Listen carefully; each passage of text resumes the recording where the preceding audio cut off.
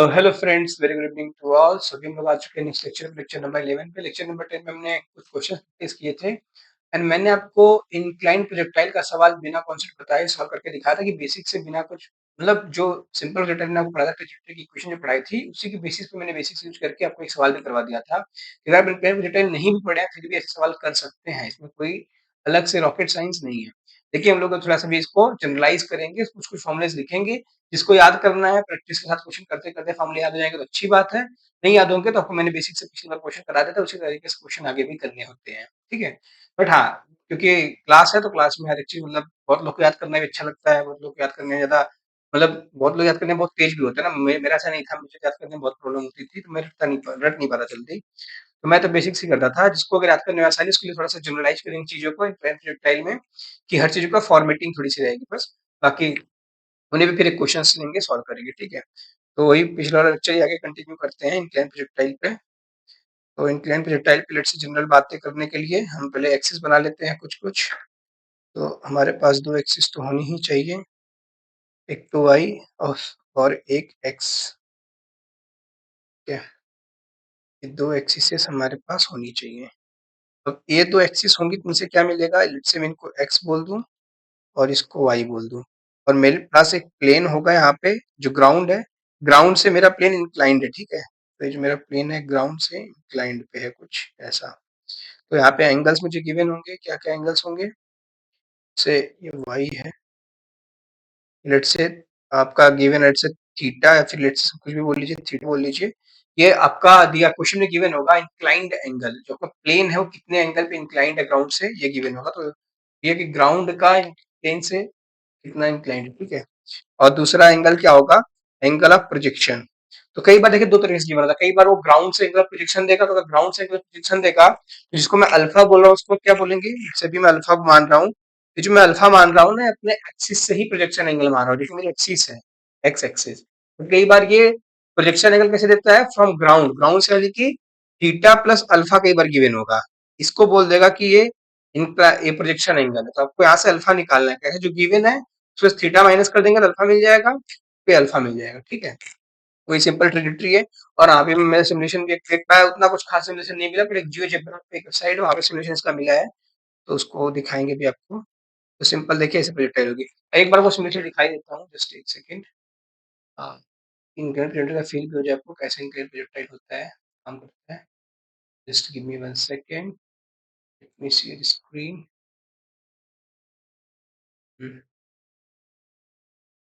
ए ए GeoGebra, ठीक है।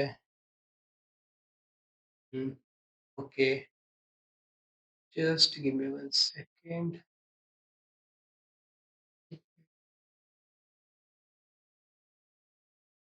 ठीक है, तो हाँ, ओके।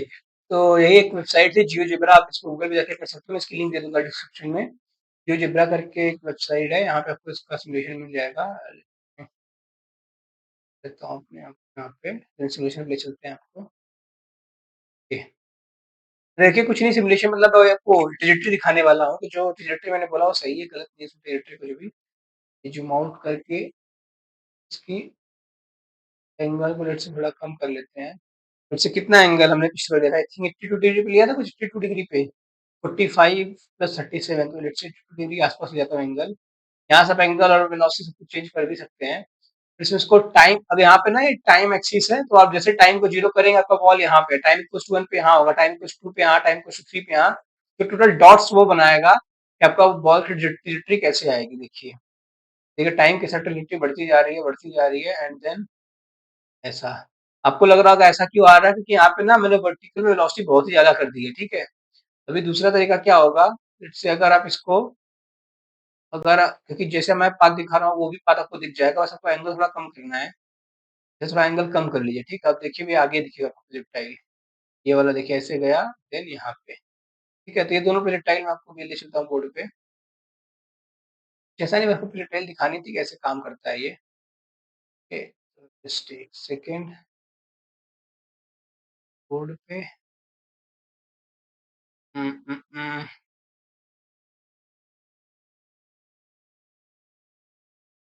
पे आते हैं। ए, ए, ए, इस तो आ जाइए बोर्ड पे। तो वही मैं बता रहा था आपको कि सिंपल देखिए ट्रेजेक्टरी अभी आपने देखी ना, एक ट्रेजेक्टरी ऐसी बनी, तो ट्रेजेक्टरी कैसी भी बन सकती है, इसका कोई वो नहीं है। लेट्स से मैं ऐसे भी ट्रेजेक्टरी बन सकती है कि y x और y है, एक सेकेंड, x और y है, ऐसे ट्रेजेक्टरी बन जाए, है ना, ऐसे ट्रेजेक्टरी बन जाए। वो तो वर्टिकल वेलोसिटी पे डिपेंड है, वर्टिकल वेलोसिटी कितनी है आपके पास। ऐसी भी बन सकती है क्योंकि इधर जाके प्रोजेक्टाइल करेगा। है एक्चुअली सारी की सारी प्रोजेक्टाइल, ये भी नीचे का प्रोजेक्टाइल ही करेगा, ये भी नीचे का प्रोजेक्टाइल ही करेगा। देखिए सब ये प्रोजेक्टाइल ही है, बट ये किसी होने की वजह से क्या हो रहा है, इंटेंट केस होने की वजह से क्या हो रहा है, वो पार्ट्स में से कट जा रहा है ना, जो पूरा होना चाहिए पूरा नहीं हो रहा है। तो उतना ही था, इसमें कुछ खास ना वो नहीं है, प्रोजेक्टाइल है सिंपल, इसका नाम बस अलग दे दिया गया है। तो इनमें क्या-क्या बेसिक चीजें मैं आपको दिखा दिया हूँ अभी। तो इनकी अल्फा थीटा मैंने बता दिया आपको।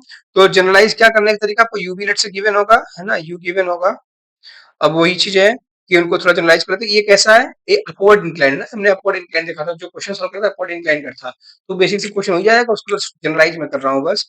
तो अगर जनरलाइज करूँ तो मेरे पास क्या हो जाएगी, आर मैक्स, ये हो जाएगा आर मैक्स। अब मैं एच मैक्स के लिए दो बात आपको बताता हूँ, मैंने आपको पिछली बार बताया था कि एच मैक्स आपको नेक्स्ट लेक्चर में बताऊंगा। देखिए, अगर आप सिंपल प्रोजेक्टाइल की बात करें, अगर आप सिंपल प्रोजेक्टाइल की बात करें, तो सिंपल प्रोजेक्टाइल में क्या होता है आपको पता होगा कि अगर टोटल रेंज आर है, तो हमें पता है कि r बाई टू, क्योंकि जो पैराबोला होता है सिमेट्रिक होता है अपने वर्टेक्स के अबाउट, इसका वर्टेक्स यहाँ पे है, इस एक्सिस का सिमेट्रिकल होगा ना, सिमेट्रिकल लाइन।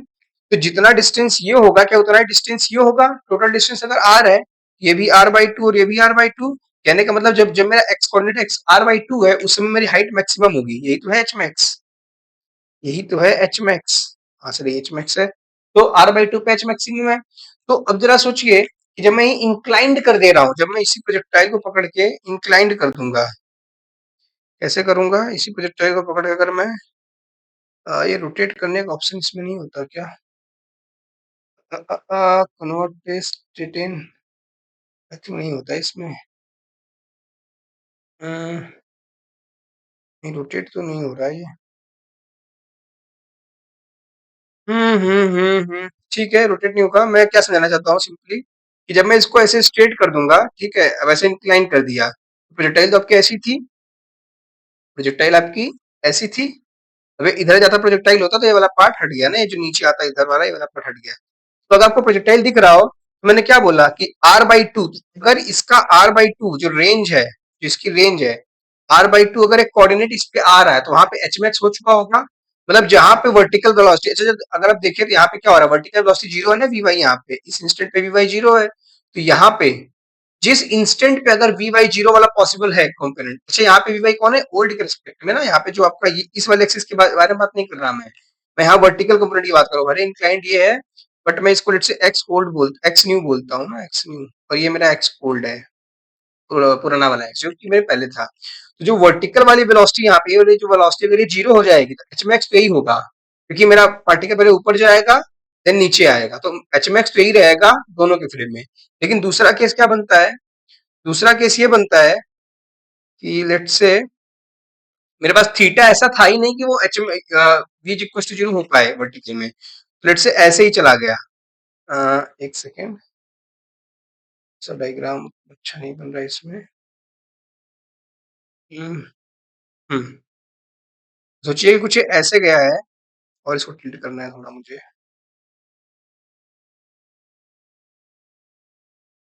ठीक है।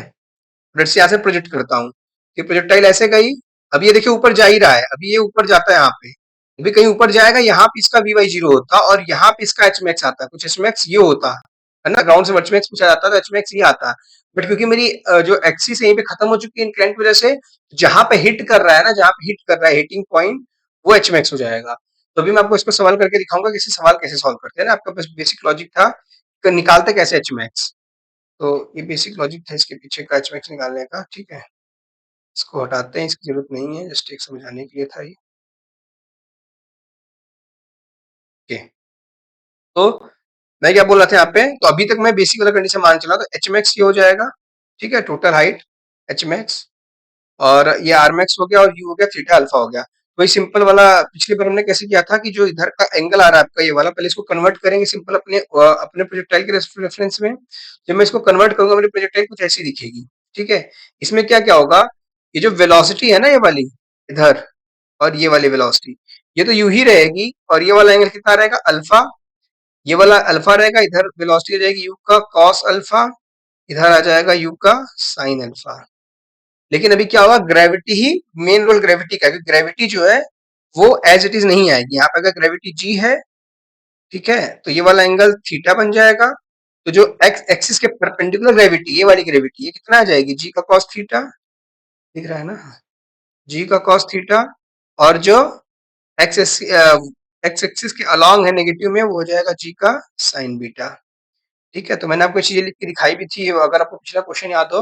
सिंपल मैंने क्या बोला था, जो यूएक्स आ जाएगा, मैंने सिर्फ लिखवाया था आपको, यूएक्स हो जाएगा यू का कॉस अल्फा।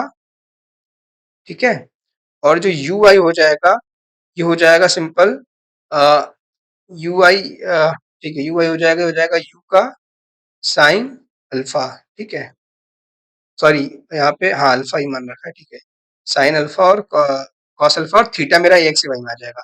तो एक्स कितना है, नेगेटिव में, एक्स एक्सिस के पीछे की तरफ जा रहा है, तो minus of G of sine beta, और ए वाई कितना आ जाएगा, ए वाई आ जाएगा माइनस ऑफ जी ऑफ, ये बीटा नहीं थीटा है मेरा, theta and G of cos of theta, G of cos of theta दोनों आ गए। अब अगर मैंने क्या बोला कि अगर मुझे डिस्प्लेसमेंट चाहिए, ठीक है, अगर मुझे टोटल यहाँ पे जो बी है, ये बी पॉइंट तक, यहाँ तक आर मैक्सिमम है, तो अगर मुझे आर मैक्सिमम चाहिए तो है आर मैक्सिमम ये वाला पॉइंट ए और ये वाला पॉइंट बी। आर मैक्सिमम क्या है, R max is equals to A B. इसका मतलब क्या होना चाहिए, जो मेरा एक्स है बी वाले इस एक्सिस में जो मैंने कन्वर्ट किया है, एक्स में क्या होना चाहिए, एक्स आपका आ जाएगा सिंपल इक्वेशन ऑफ मोशन का यूज करके u t u x into t minus of half of a x into, अच्छा plus of half of x into t square, x को मैं ऑलरेडी नेगेटिव बोल रहा हूँ इधर ना, तो मुझे इक्वेशन ऑफ मोशन लगानी है अभी। तो अगर आप वैल्यू पुट करें तो क्या आ जाएगा, X is equals to U X की जगह वैल्यू पुट करिए, यू का cos of alpha into T time of flight, time of flight हमें निकालना पड़ेगा, वो वाला वैलिड नहीं है, टाइम ऑफ फ्लाइट से टी बोलता हूँ, then minus of 1/2 A X कितना है मेरे पास, जी ऑफ साइन थीटा, मैं नेगेटिव है तो नेगेटिव ने लगा दिया है, टी का स्क्वायर। टाइम ऑफ फ्लाइट कैसे निकालना है, टाइम ऑफ फ्लाइट भी बेसिक से निकालना मैंने बताया था, ये फिर से यहाँ पे निकाला जनरलाइज करने के लिए। तो अगर आप यहाँ पे टाइम ऑफ फ्लाइट निकालें तो टाइम ऑफ फ्लाइट कैसे आएगा बताइए, टाइम ऑफ फ्लाइट क्या मैंने बताया था, तो टाइम ऑफ फ्लाइट अगर आप 2 u i divide by A Y, ये तो बताया था फॉर्मूला, टाइम ऑफ फ्लाइट हमेशा यू आई पे डिपेंडेंट है ना आपका। तो अगर आप यहाँ पे देखें, यू आई कौन वेलोसिटी है, ये वाली वेलोसिटी, ये वाली वेलोसिटी, और ए वाई कौन सा है, ये वाला एक्सेलरेशन, इन्हीं पर डिपेंडेंट होगा टाइम ऑफ फ्लाइट, क्योंकि ये जो पूरा वर्टिकल मोशन जैसे ही खत्म होगा, बी पॉइंट पर वर्टिकल मोशन खत्म हो चुका है, जब वर्टिकल मोशन खत्म होगा उसी समय पर टाइम फ्लाइट मुझे मिलेगी ना, वही तो टाइम ऑफ फ्लाइट होगा।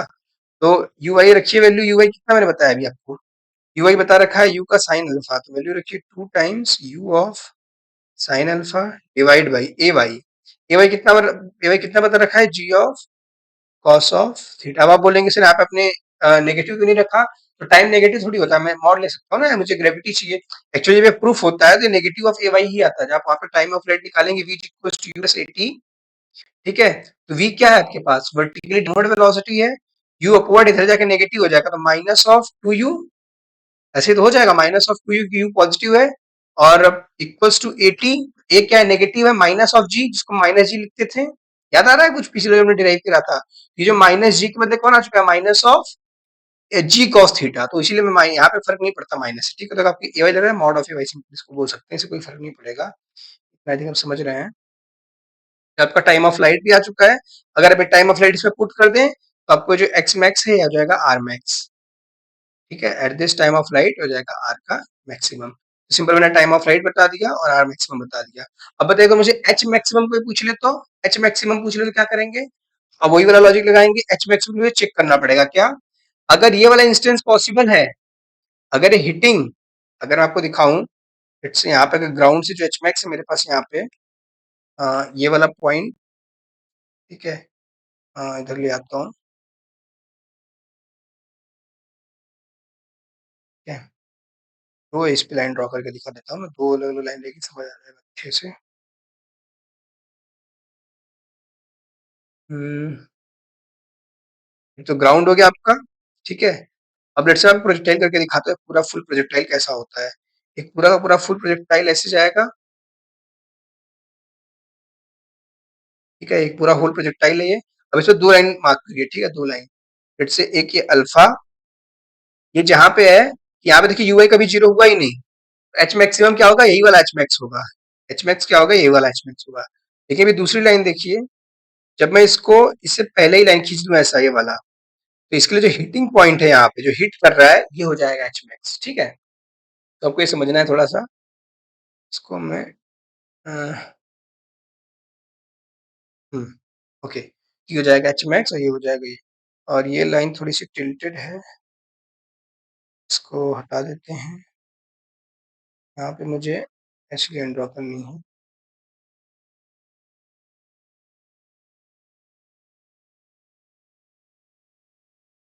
है ना। तो समझ गया मैं क्या बोल रहा हूँ यहाँ पे। तो अगर मुझे एच मैक्स कोई वैल्यू निकालने को बोलेगा तो क्या बोलूंगा बताइए। अगर मुझसे कोई एच मैक्स बोले तो मैं कैसे निकालूंगा। एच मैक्स निकालने के लिए क्या सिंपल बोलूंगा, लेट्स इसका प्रोजेक्शन एंगल है। प्रोजेक्शन एंगल कौन सा एंगल, जिसपे मैं प्रोजेक्ट कर रहा हूँ। लेट्स से मैं यहाँ पे प्रोजेक्टाइल दिया यू, और इंक्लाइंड प्लेन लेट्स से मेरा ये अल्फा है, तो मैं इंक्लाइंड प्लेन इसको मान रहा हूँ, ठीक है। लेट्स से इसको एक्स बोल रहा हूँ और इसको क्या बोल रहा हूँ, वाई बोल रहा हूँ। अगर मैं इसको एक्स बोल रहा हूँ इसको वाई बोल रहा हूँ तो मेरे पास ये क्या, हेलो हेलो हेलो, हाँ ओके, आवाज आ रही है मेरी। तो ये हो जाएगा यू, और ये क्या था मेरे पास, थीटा, ठीक है। अब जरा सोचिए कि कब हमें पता चलेगा, कौन सा केस चेक करूं कि मुझे पता चले कब एच मैक्सिमम कब क्या आएगा। इसलिए मैंने बोला था केस चेक करने के लिए वो केस समझिए कौन सा केस है। अगर आप सिंपल एक काम करें, यहाँ से एक ऐसी लाइन ड्रॉ करें जो कि मुझे इस पॉइंट एच मैक्स जो इसका एक्चुअल एच मैक्स वहां तक कनेक्ट करता हूँ। इसमें डॉट लाइन ड्रॉ करता हूँ, डॉटेड लाइन, रेड लाइन, इसको देखिए एच मैक्स। अब मुझे एक बात बताइए, क्या मैं ये वाला एंगल निकाल सकता हूँ। हाँ निकाल सकता हूँ, बिल्कुल निकाल सकता हूँ। कैसे, इसमें इसको बीटा बोल देता हूँ, ठीक है। अगर मैंने इसको बीटा बोल दिया तो क्या ये वाला एंगल निकाल सकता हूँ, क्या हो जाएगा टेन बीटा, बताइए। जो टेन ऑफ बीटा है ये क्या हो जाएगा, ये मेरा एच ऑफ मैक्स था original. Original H of max जो हम लोग फॉर्मूला से निकालते हैं, u square by two g. H max is equal to क्या आएगा, ये आ जाएगा एच मैक्स डिवाइड बाई, ये डिस्टेंस कितनी है, आर बाई टू, क्योंकि टोटल रेंज तो आर थी ना, टोटल रेंज आर है। ये पार्ट कितना हो जाएगा, R by two. H max is equal to tan theta is equal to tan beta, कितना आ जाएगा, ये आ जाएगा H max divide by R by two, तो टू चला जाएगा ऊपर तो आ जाएगा टेन बीटा। अब यहाँ से बीटा निकाल सकते हैं, यहाँ से बीटा बिल्कुल निकाल सकता हूँ। बीटा क्या आ जाएगा, ये हो जाएगा tan inverse of two times H max divide by R. अब इस बीटा से हमें क्या कंडीशन मिली, जरा समझिए इस बात को। अगर आप देखें तो आपके सामने दो इंक्लाइन प्लेन मैंने बना रखे हैं। एक इंक्लाइन प्लेन है जिसको थीटा वन नाम दे देता हूँ, और दूसरा इंक्लाइन प्लेन है ये वाला, थीटा टू वाला। ये भी तो इंक्लाइन प्लेन डी है, लेट्स से इसको एक्स टू बोल देता हूँ और इसको एक्स वन बोल देता हूँ, ठीक है। तो जरा समझिए कि थीटा वन के लिए, अगर थीटा वन इंक्लाइन प्लेन की बात करूं तो इसके लिए क्या beta is greater than theta one है।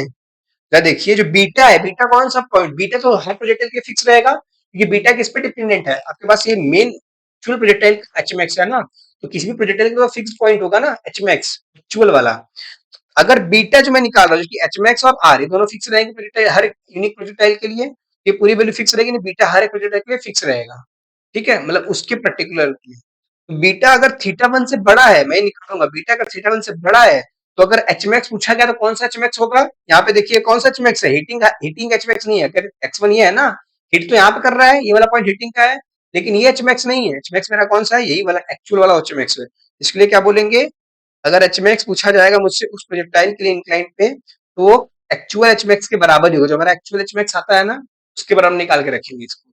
देन दूसरा कंडीशन क्या है, नोट यहाँ पे लिख देता हूँ, इंपॉर्टेंट कंडीशन है, ठीक है। दूसरा कंडीशन क्या है, अगर बीटा मेरा थीटा टू से कम है, जरा देखिए थीटा टू कौन सा, ये वाला थीटा टू है ना, ये वाला पूरा यहां से यहां तक थीटा टू है ना, ये बड़ा है ना बीटा से, बीटा तो इतना ही है।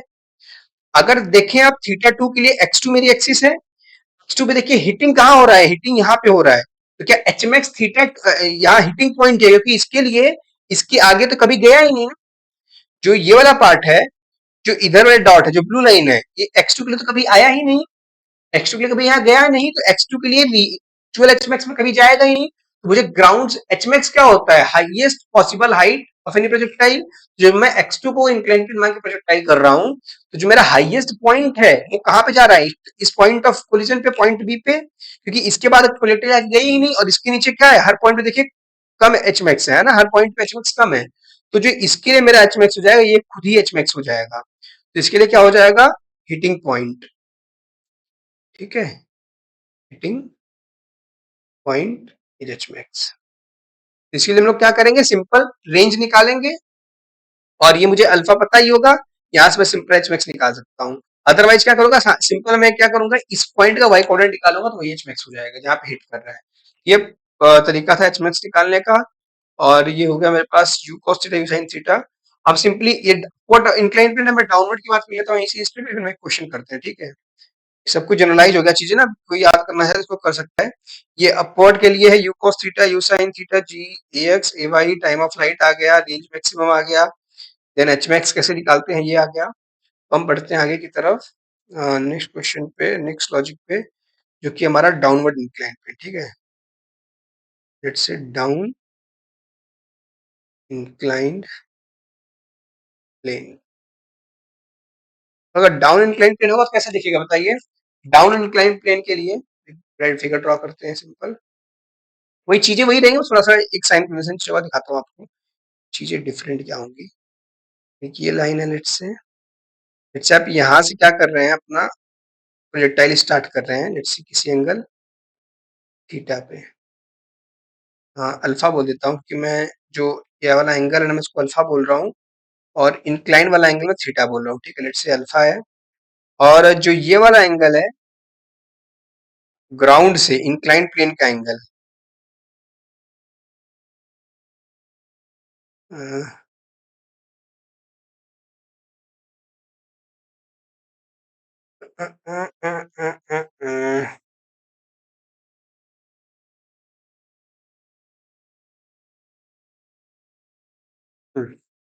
तो लेट्स से एक्स, ये मेरा पुराना वाला एक्सिस है, ठीक है। तो यहाँ से मैं यहाँ पे प्रोजेक्टाइल करता हूँ, और ये वाला एंगल थीटा दे रखा है। थीटा क्या है, इंक्लाइंड, इंक्लाइंड ये है ना मेरा इंक्लाइंड, जो मेरा इंक्लाइन प्लेन है, ये वाला इंक्लाइन प्लेन है। ये वाला एंगल थीटा है, सॉरी ये थीटा है, अल्फा नहीं है, ये थीटा, मैंने थीटा हमेशा इंक्लाइन प्लेन का एंगल मान रहा हूँ। तो अगर यहाँ पे मैं इक्वेशन लिखूँ तो कैसे लिखूंगा, इसके बारे में प्रोजेक्टाइल कैसी होगी, प्रोजेक्टाइल कुछ ऐसी होगी। और अगर आप यहाँ पे देखिए तो इसके लिए क्या करूंगा, आर मैक्सिमम ये हो जाएगा, आर मैक्सिमम। और बताइए डाउनवर्ड में इंक्लाइन प्लेन में एच मैक्स क्या होता है, डाउनवर्ड में इंक्लाइन प्लेन में एच मैक्स निकालने के लिए हमें पता है कि जब ये प्रोजेक्टाइल अगर इस एंगल से, जरा इसके लिए समझिए पहले, ये वाला जो मैं बात कर रहा हूँ, कि जब मेरा एक्सिस ऐसे जा रहा है, और जब मैं यहाँ पे अल्फा ऐसे दे रहा हूँ, ठीक है, अल्फा, जरा समझिए इसमें एच मैक्स कैसे आता है, और ये मेरा क्या है, थीटा। तो लेट्स से मैं पे हॉरिजॉन्टल ड्रॉ कर दूंगा, हॉरिजॉन्टल लाइन। तो मुझे एक बात बताइए, क्या ये वाला एंगल और ये वाला एंगल थीटा हो जाएगा, हाँ सर हो जाएगा। आपको अल्फा में कंडीशन दिख रही है, जो मैंने फर्स्ट प्रोजेक्टाइल ड्रॉ करी है, फर्स्ट प्रोजेक्टाइल, ये लेट्स से हॉरिजॉन्टल से कम ही एंगल पे है। अगर मेरा अल्फा क्या है, अगर मेरा अल्फा लेस देन थीटा है, मतलब कि ये इस थीटा के अंदर अल्फा आया होगा, कुछ ऐसे प्रोजेक्टाइल हुई होगी, इसकी प्रोजेक्टाइल कुछ ऐसे आई होगी। सारी बात समझ में। इसके लिए एच मैक्स क्या होगा, जहां पे पॉइंट हम, जहां पे प्रोजेक्शन स्टार्ट हो रहा है वही एच मैक्स, इसके लिए एच मैक्स निकालने की जरूरत नहीं पड़ेगी। अगर मेरा अल्फा लेस देन थीटा है डाउनवर्ड इंक्लाइन प्लेन में, तो एच मैक्स हाईएस्ट पॉइंट वही होगा जहां से प्रोजेक्शन स्टार्ट हो रहा है, इसी के ऊपर मेरा एच मैक्स है। जब भी मेरा प्रोजेक्टाइल होगा अल्फा लेस देन थीटा के लिए, तो प्रोजेक्टाइल कुछ ऐसा होगा, और इसके हर एक पॉइंट देखिए इसके ओरिजिनल पॉइंट से नीचे ही है, कभी ऊपर गए नहीं, तो एच मैक्स क्या हो जाएगा, ओरिजिनल पॉइंट जहां से प्रोजेक्शन हो रहा है। तो एक सेकेंड, ठीक है, तो इसके लिए क्या हो जाएगा, point of projection, point of firing, या फिर पॉइंट ऑफ प्रोजेक्शन बोल दीजिए, point of projectile, initial point let से बोल दीजिए, इसको इनिशियल पॉइंट ही सबसे बढ़िया है, इसको इनिशियल पॉइंट ही बोल दीजिए। इनिशियल पॉइंट पे हमारा क्या होगा, एक्स मैक्स, एच मैक्स होगा। लेकिन वही जब अल्फा ग्रेटर देन थीटा है तो क्या हो रहा है बताइए, node first condition, second condition. जब मेरा अल्फा ग्रेटर देन थीटा है, जैसे इसके लिए देखिए, सेकंड केस के लिए, फर्स्ट केस के लिए था, फर्स्ट केस के लिए क्या था मेरा, फर्स्ट केस के लिए अल्फा लेस देन थीटा था, सेकंड केस मैंने बनाया जानबूझ के इतना ऊपर बना रखा है, तो इसके प्रोजेक्टाइल पहले ऊपर जाएगा ऐसे, देन नीचे आएगा ऐसे। तो इसके लिए एच मैक्स देखिए ये वाला पॉइंट हो जाएगा, क्योंकि इसके लिए हाईएस्ट पॉइंट पे जा रहा है। तो अगर अल्फा ग्रेटर देन थीटा है तो क्या लिखेंगे, फिर वही एच मैक्स हमारा वो वाला होगा जो इस प्रोजेक्टाइल को सॉल्व करेंगे ना, जो इसका एक्चुअल एच मैक्स है, जिसका एक्चुअल एच मैक्स आएगा वही मेरा एच मैक्स होगा इसमें। इसमें क्या हो जाएगा, H max calculate from basics, calculate from basic, क्योंकि इसको सिंपली हम निकालेंगे ना बेसिक से कितना एच मैक्स आ रहा है यहाँ पे। इसके लिए हमें कंडीशन पता होगा कि अगर अल्फा लेस देन थीटा है इनिशियल पॉइंट एच मैक्स होगा, अदरवाइज हमें क्या करना पड़ेगा, निकालना पड़ेगा एच मैक्स। ये दोनों केसेस हो गए। अब आर मैक्स की बात कर लेते हैं इसकी भी। इसके लिए आर मैक्स क्या होना चाहिए बताइए। ओके, इसके लिए अगर मैं आर मैक्स निकालूं, पहले कुछ चीजें बेसिक बेसिक कर लेते हैं क्या, जो अगर मैं इसको पहले कन्वर्ट कर लूं अपने प्रोजेक्टाइल में, ऐसा प्रोजेक्टाइल ऐसी हो रखी है जिसका एंगल कितना दे रखा है यहाँ पे, ये तो है अल्फा, और ये वेलोसिटी u है। अब मुझे एंगल देखिए, एंगल बताइए, एंगल ये ना इंपॉर्टेंट है यहाँ पे। जरा अगर मैं समझू यहाँ पे, तो g यहाँ लग रहा है ऐसे ग्रेविटी, और ये वाला एक्सेलरेशन क्या होगा, ये वाला एंगल थीटा है। तो x एक्सिस के परपेंडिकुलर g cos थीटा, तो जो ये वाला एक्सेलरेशन है ये हो जाएगा g का cos थीटा पिछली बार की तरह ही, बट ये वाला एक्सेलरेशन कितना आ जाएगा, g का sin थीटा। मैंने अभी भी ड्राइव कराया था पिछली बार, अभी फिर बता देता हूँ।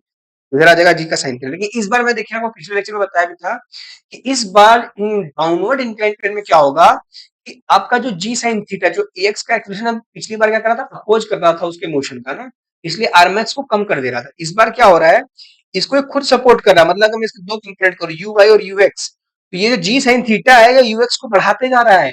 ये मतलब एक तरीके से इसकी रेंज को बढ़ा रहा है, क्योंकि जो मेरा एक्स मैं फॉर्मूला लिखूंगा UT of half of A T square, इसमें इस बार एक्सप्रेशन पॉजिटिव आ गया, पहली वैल्यू वैल्यू वैल्यू पॉजिटिव है, मेरा पूरा एक्स एच मैक्स क्या हो जाएगा, एक्स मैक्स क्या हो जाएगा, बढ़ जाएगा, जो कि रेंज है। पहले हम लोग निकाल लेते हैं दोनों वैल्यूज को। तो अगर मैं फॉर्मूले से निकालूं, अब वो डिपेंड करता है किधर नेगेटिव पॉजिटिव मानते हैं, उस हिसाब से वैल्यू आएगी। तो मैं इस तरफ इस बार लेफ्ट साइड ही पॉजिटिव मान लेता हूँ ना, ताकि मेरा पॉजिटिव एच मैक्स आए, एक्स मैक्स आए, सॉरी। तो फर्स्ट चीज क्या लिखेंगे हम लोग, लेट से हम लोग यूएक्स निकालते हैं, ठीक है।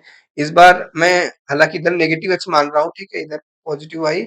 इस बार पीछे की साइड पॉजिटिव एक्स मान रहा हूँ ना, हर साइड मैं इधर दिखा देता हूँ, इधर पॉजिटिव वैल्यू मैं मान रहा हूँ, ठीक है, और इधर भी पॉजिटिव है वेक्टर। तो यूएक्स मेरा कितना है बताइए, यूएक्स मेरा ये वाली वेलोसिटी है, ये वाली वेलोसिटी हो जाएगी यू का कॉस ऑफ अल्फा, एंड अगर मैं यू आई निकालूं, यू आई हो जाएगी you of sign of alpha. तो इक्वेशन आ गई यू के लिए। सिमिलरली अगर मुझे एक्स बताइए, तो इस बार एक्स क्या है, पॉजिटिव ही है, क्योंकि मेरे पास वेलोसिटी डायरेक्शन में ही है, और मैंने पीछे की तरफ पॉजिटिव मान रखा है। तो एक्स हो जाएगा जी का साइन थीटा। अच्छा, बहुत लोगों को ये लग रहा होगा कि मैं पीछे माना इसलिए पॉजिटिव आया, नहीं, इसलिए वजह से पॉजिटिव नहीं आया, सॉरी। बहुत लोगों को ये लग रहा होगा कि वेलोसिटी डायरेक्शन में इसलिए पॉजिटिव आ गया, कैलकुलेशन नहीं, मैंने इस तरफ पॉजिटिव ही मान रखा है, इस तरफ हर एक वैल्यू पॉजिटिव हो जाएगी। हाँ, ये बात बोल सकते हैं कि इस बार दोनों का साइन सेम है, इसलिए मोशन अपोज नहीं हो रहा। पिछली बार एक्स और ए एक्स अपोजिट डायरेक्शन में थे, इसलिए मोशन का अपोज हो रहा था। इस बार दोनों ही सेम डायरेक्शन में, दोनों नेगेटिव होंगे तो भी बढ़ेगा, पॉजिटिव में होंगे तो भी बढ़ेगा, क्योंकि मैग्नीट्यूड तो बढ़ती जाएगी ना। ये एक्स हो गया। देन ए वाई की बात करूं, टर्नवर्ड है तो नेगेटिव ही आएगा, जी का कॉस ऑफ थीटा। ये एक्स से वाई हो गया। इसमें बताइए एक्स मैक्स क्या आएगा, एक्स मैक्स जो कि आर की होता है रेंज, इसकी प्रोजेक्टाइल कुछ ऐसी आएगी, ठीक है। आपको तो एक्सटेंड कुछ स्ट्रेच, थोड़ा सा स्ट्रेच दिखेगा आपको। यहाँ पे कैसा दिख रहा है, पिछली बार प्रोजेक्टाइल की बात करें, मैंने बनाया भी था ग्राफ कहीं पे, अ, मतलब मैंने शायद इरेज कर दिया था। अगर आप पिछला प्रोजेक्टाइल देखें, थोड़ा सा कंप्रेस्ड ग्राफ दिखेगा, कुछ ऐसा ग्राफ दिखेगा, ऐसे ग्राफ दिखता, या फिर कुछ ऐसा ग्राफ दिखता, या फिर ऐसा ग्राफ दिखता। मतलब जो आपको ग्राफ दिखेगा ना, लगेगा कोई श्रिंक कर दिया है ना उसको, थोड़ा ऐसे मतलब श्रिंक कर दिया है, क्योंकि यहाँ पे क्या है, जो एक्स है उसका अपोज करता था, इसलिए जो मैक्सिमम रेंज आती थी वो थोड़ी छोटी हो जाती थी। बट यहाँ पे क्या है, जो एक्सेलरेशन है ये क्या करता है, इसका सपोर्ट करता है, इससे थोड़ा स्ट्रेच दिखेगा आपको, जो आर मैक्स है वो स्ट्रेच हो जाएगा, बढ़ जाएगा। यहाँ पे जो मैं एक्स मैक्स निकालूंगा, जो कि रेंज होगा कितना आ जाएगा, मैं लेफ्ट साइड को पॉजिटिव मान रहा हूँ, तो you x of T, u x कितना आ जाएगा, यू एक्स हो जाएगा मेरे पास यू का cos alpha into time of light plus of 1/2 A x, इस बार एक्स भी पॉजिटिव है, जी का साइन थीटा एंड टी का square. Time of light same basics की तरह, टाइम ऑफ लाइट अभी भी सेम रहेगा आई थिंक। हाँ, टाइम ऑफ लाइट पे डिपेंडेंसी नहीं, नहीं टाइम ऑफ लाइट पे डिपेंडेंसी आई गई थी यहाँ पे, क्योंकि इस बार हिटिंग पॉइंट ऊपर है, ठीक है। तो अगर मैं टाइम ऑफ लाइट निकालू 2u/g ना, तो एक्चुअली में यहाँ पे जो टाइम ऑफ लाइट है आपका, एक सेकेंड, मैंने यहाँ पे गड़बड़ी कर रखी है। ये टोटल टाइम ऑफ लाइट था यहाँ तक का, जहाँ पे वर्टिकल वेलोसिटी 0 हुई थी और टोटल टाइम ऑफ लाइट निकल के आ गया था। 1 मिनट, यहाँ पे ना एक मिस्टेक है। ये टोटल टाइम ऑफ लाइट है ना, ये मेरे पास प्रोजेक्टाइल का टाइम ऑफ लाइट नहीं है। जो भी टाइम ऑफ लाइट निकल के आई थी, यू का साइन अल्फा था ना। नहीं, ठीक है, ठीक है, हमने प्रोजेक्शन मान रखा है ना, यू का साइन अल्फा जी कॉस थीटा। हाँ, ठीक है, ठीक है, ये सही है। तो अगर हम इस तरीके से यहाँ पे बात करें, यहाँ पे टाइम ऑफ लाइट कैसे निकालेंगे? जी वाई है यहाँ पे और वी वाई है यहाँ पे, तो यहाँ पे प्रोजेक्शन होगी, यहाँ पे ऐसे निकाल लेंगे, तो यहाँ पे जितनी भी वर्टिकल वेलोसिटी होगी उतनी वर्टिकल वेलोसिटी नीचे आ जाएगी, तो सेम ही आएगा time of light. 2u y divide by g, मतलब ए वाई लिखता हूँ ना पहले फॉर्मूले। 2u y divide by A y. 2u y, u y कितना है मेरे पास, मैंने ऑलरेडी निकाल रखा है, यू का sine alpha divide by A Y कितना है मेरे पास, जी का cos थीटा। मैं आपको बता चुका हूँ मैं नेगेटिव क्यों नहीं ले रहा ना टाइम ऑफ राइट में। जब प्रूफ होता है तो एक्चुअली माइनस ऑफ ए करके आता, कट जाता है माइनस से माइनस, तो जो माइनस वैल्यू कट जाएगी। यहाँ पे टाइम ऑफ राइट कट रहेगा, दोनों के टाइम ऑफ राइट सेम ही आएगा। बट एक्स मैक्स क्यों बढ़ जा रहा है, क्योंकि इस बार जो एक्सेलरेशन है ना, वो पॉजिटिव क्वांटिटी हो गई। टाइम ऑफ राइट तो सेम ही है दोनों में, बट ये वाली क्वांटिटी पॉजिटिव से नेगेटिव थी, नेगेटिव से पॉजिटिव हो गई, इसकी वजह से आर मैक्स बढ़ जा रहा है और घट जा रहा है, इंक्लाइन में और डाउनवर्ड में, अपवर्ड में, यही प्रॉब्लम आ रही है। दोनों के लिए मैंने आपको एच मैक्स बता दिया, you time of light, R max आपको बता दिया। अभी पिछली बार एक सवाल किया हम लोग अपवर्ड इंक्लाइन प्लेन पे, अब हम सवाल करेंगे डाउनवर्ड इंक्लाइन प्लेन पे। ठीक है, तो एक सवाल लिख लीजिए, प्रैक्टिस कर लेते हैं क्वेश्चन इस पे। इससे जस्ट एक सेकेंड, एक क्वेश्चन लिख लीजिए एग्जांपल में। Let me select this.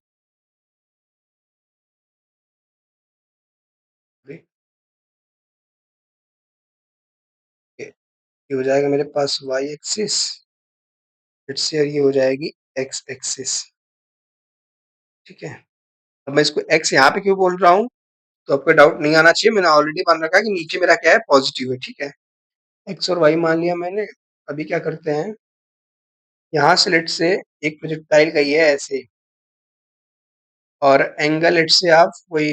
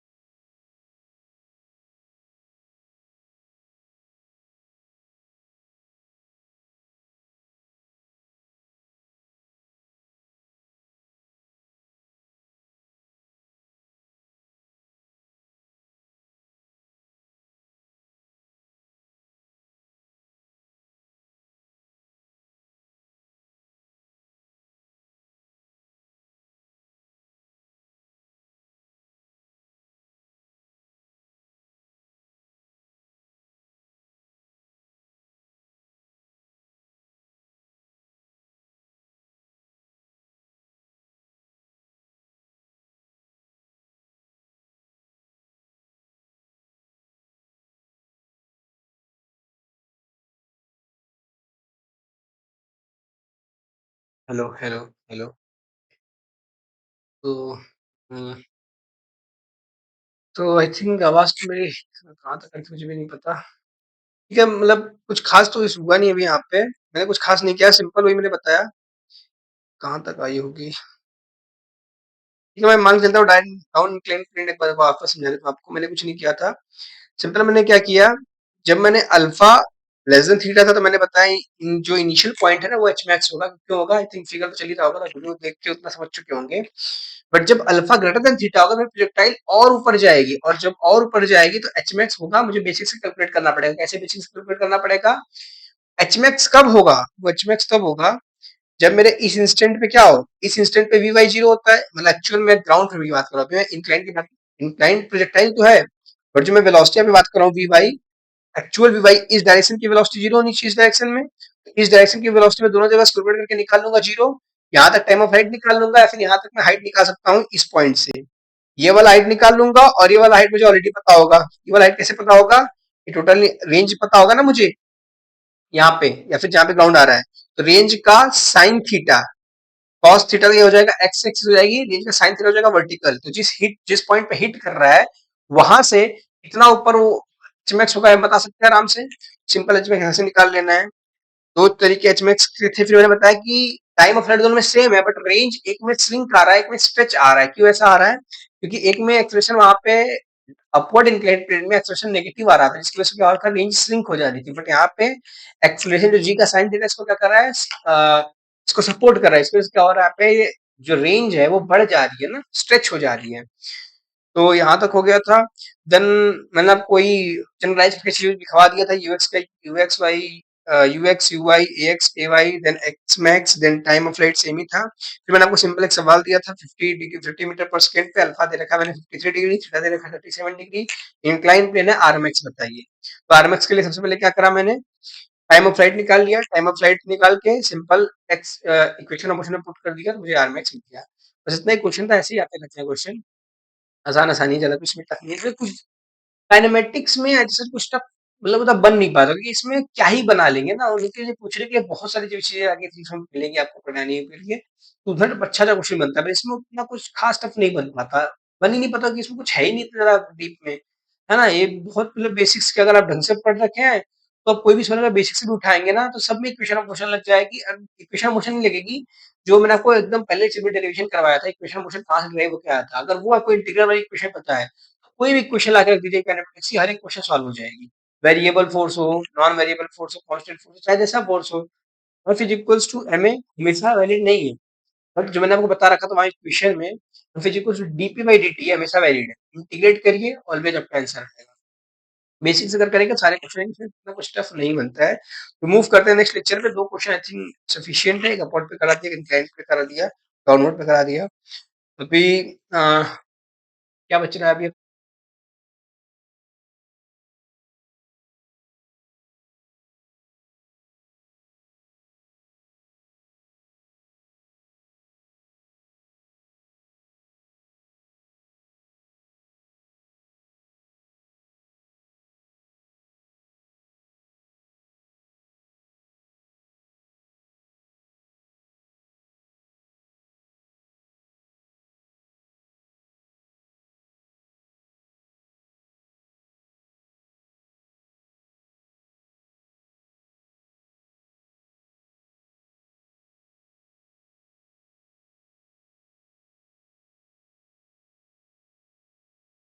Hello, hello.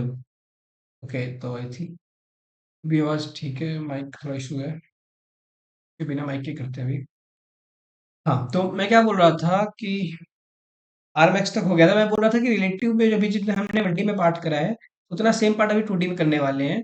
अ, पर ये थोड़ा स्पीड से होगा कि हमने हमने ऑलरेडी पढ़ चुका है ना। देखिए 1D में हमने पढ़ा था, सिंपल एच मैक्स निकाला था, फिर 2D में प्रोजेक्टाइल हमने एच मैक्स निकाला। 1D में एक्स मैक्स कुछ भी रेंज नहीं होता, जीरो होता है, पर यहाँ पे रेंज आ जाती है। तुमने एक्स मैक्स निकाला, टाइम ऑफ फ्लाइट निकाला, जो भी 1D में निकाला 2D में निकाले थे, दोनों में निकाला। देन आपको अगर वनडी में याद हो तो हमने minimum distance of approach, closest distance of approach भी निकाली थी, जहाँ पे टाइम ऑफ रिएक्शन होता था, जहाँ पे कार होती थी और एक कोई लोग खड़े होते थे, या फिर मुझे किसी एक पॉइंट पे जाने पूछा था कि मैं उसके क्लोजेस्ट कितने दूर तक जा सकता हूँ, या फिर टक्कर होगी कि नहीं होगी। ये सब क्या है, मिनिमम डिस्टेंस तो निकाला कि दोनों पॉइंट में फाइनली कितना डिस्टेंस पॉसिबल है। अगर वो जीरो है तो टक्कर हो जाएगी, अदरवाइज टक्कर नहीं होगी। और कई बार नहीं होती, ये भी सवाल होता था कि कितनी दूर में बच जाएगा, कितनी दूर मतलब वो सेफ है, तो ये भी निकाला था। ये भी मिनिमम डिस्टेंस से अप्रोच से आती है। देन रिलेटिव पढ़ा था वनडी में। अब हमारा इसमें आधा पार्ट हो चुका है। अब रिलेटिव इन 2D बच रहा है, and distance of closest approach बच रहा है 2D में, ठीक है। अभी 2D के हम लोग कुछ क्वेश्चन देखते हैं। 1D क्वेश्चन थोड़े कम आते हैं, पर 2D के आ जाते हैं, क्योंकि 2D क्या है, 1D सही लाइक मॉडिफाइड वर्जन है, एक तरीके से ऐसा बोल लीजिए। तो आप सिंपल यहाँ पे निकाल सकते हैं ऐसा।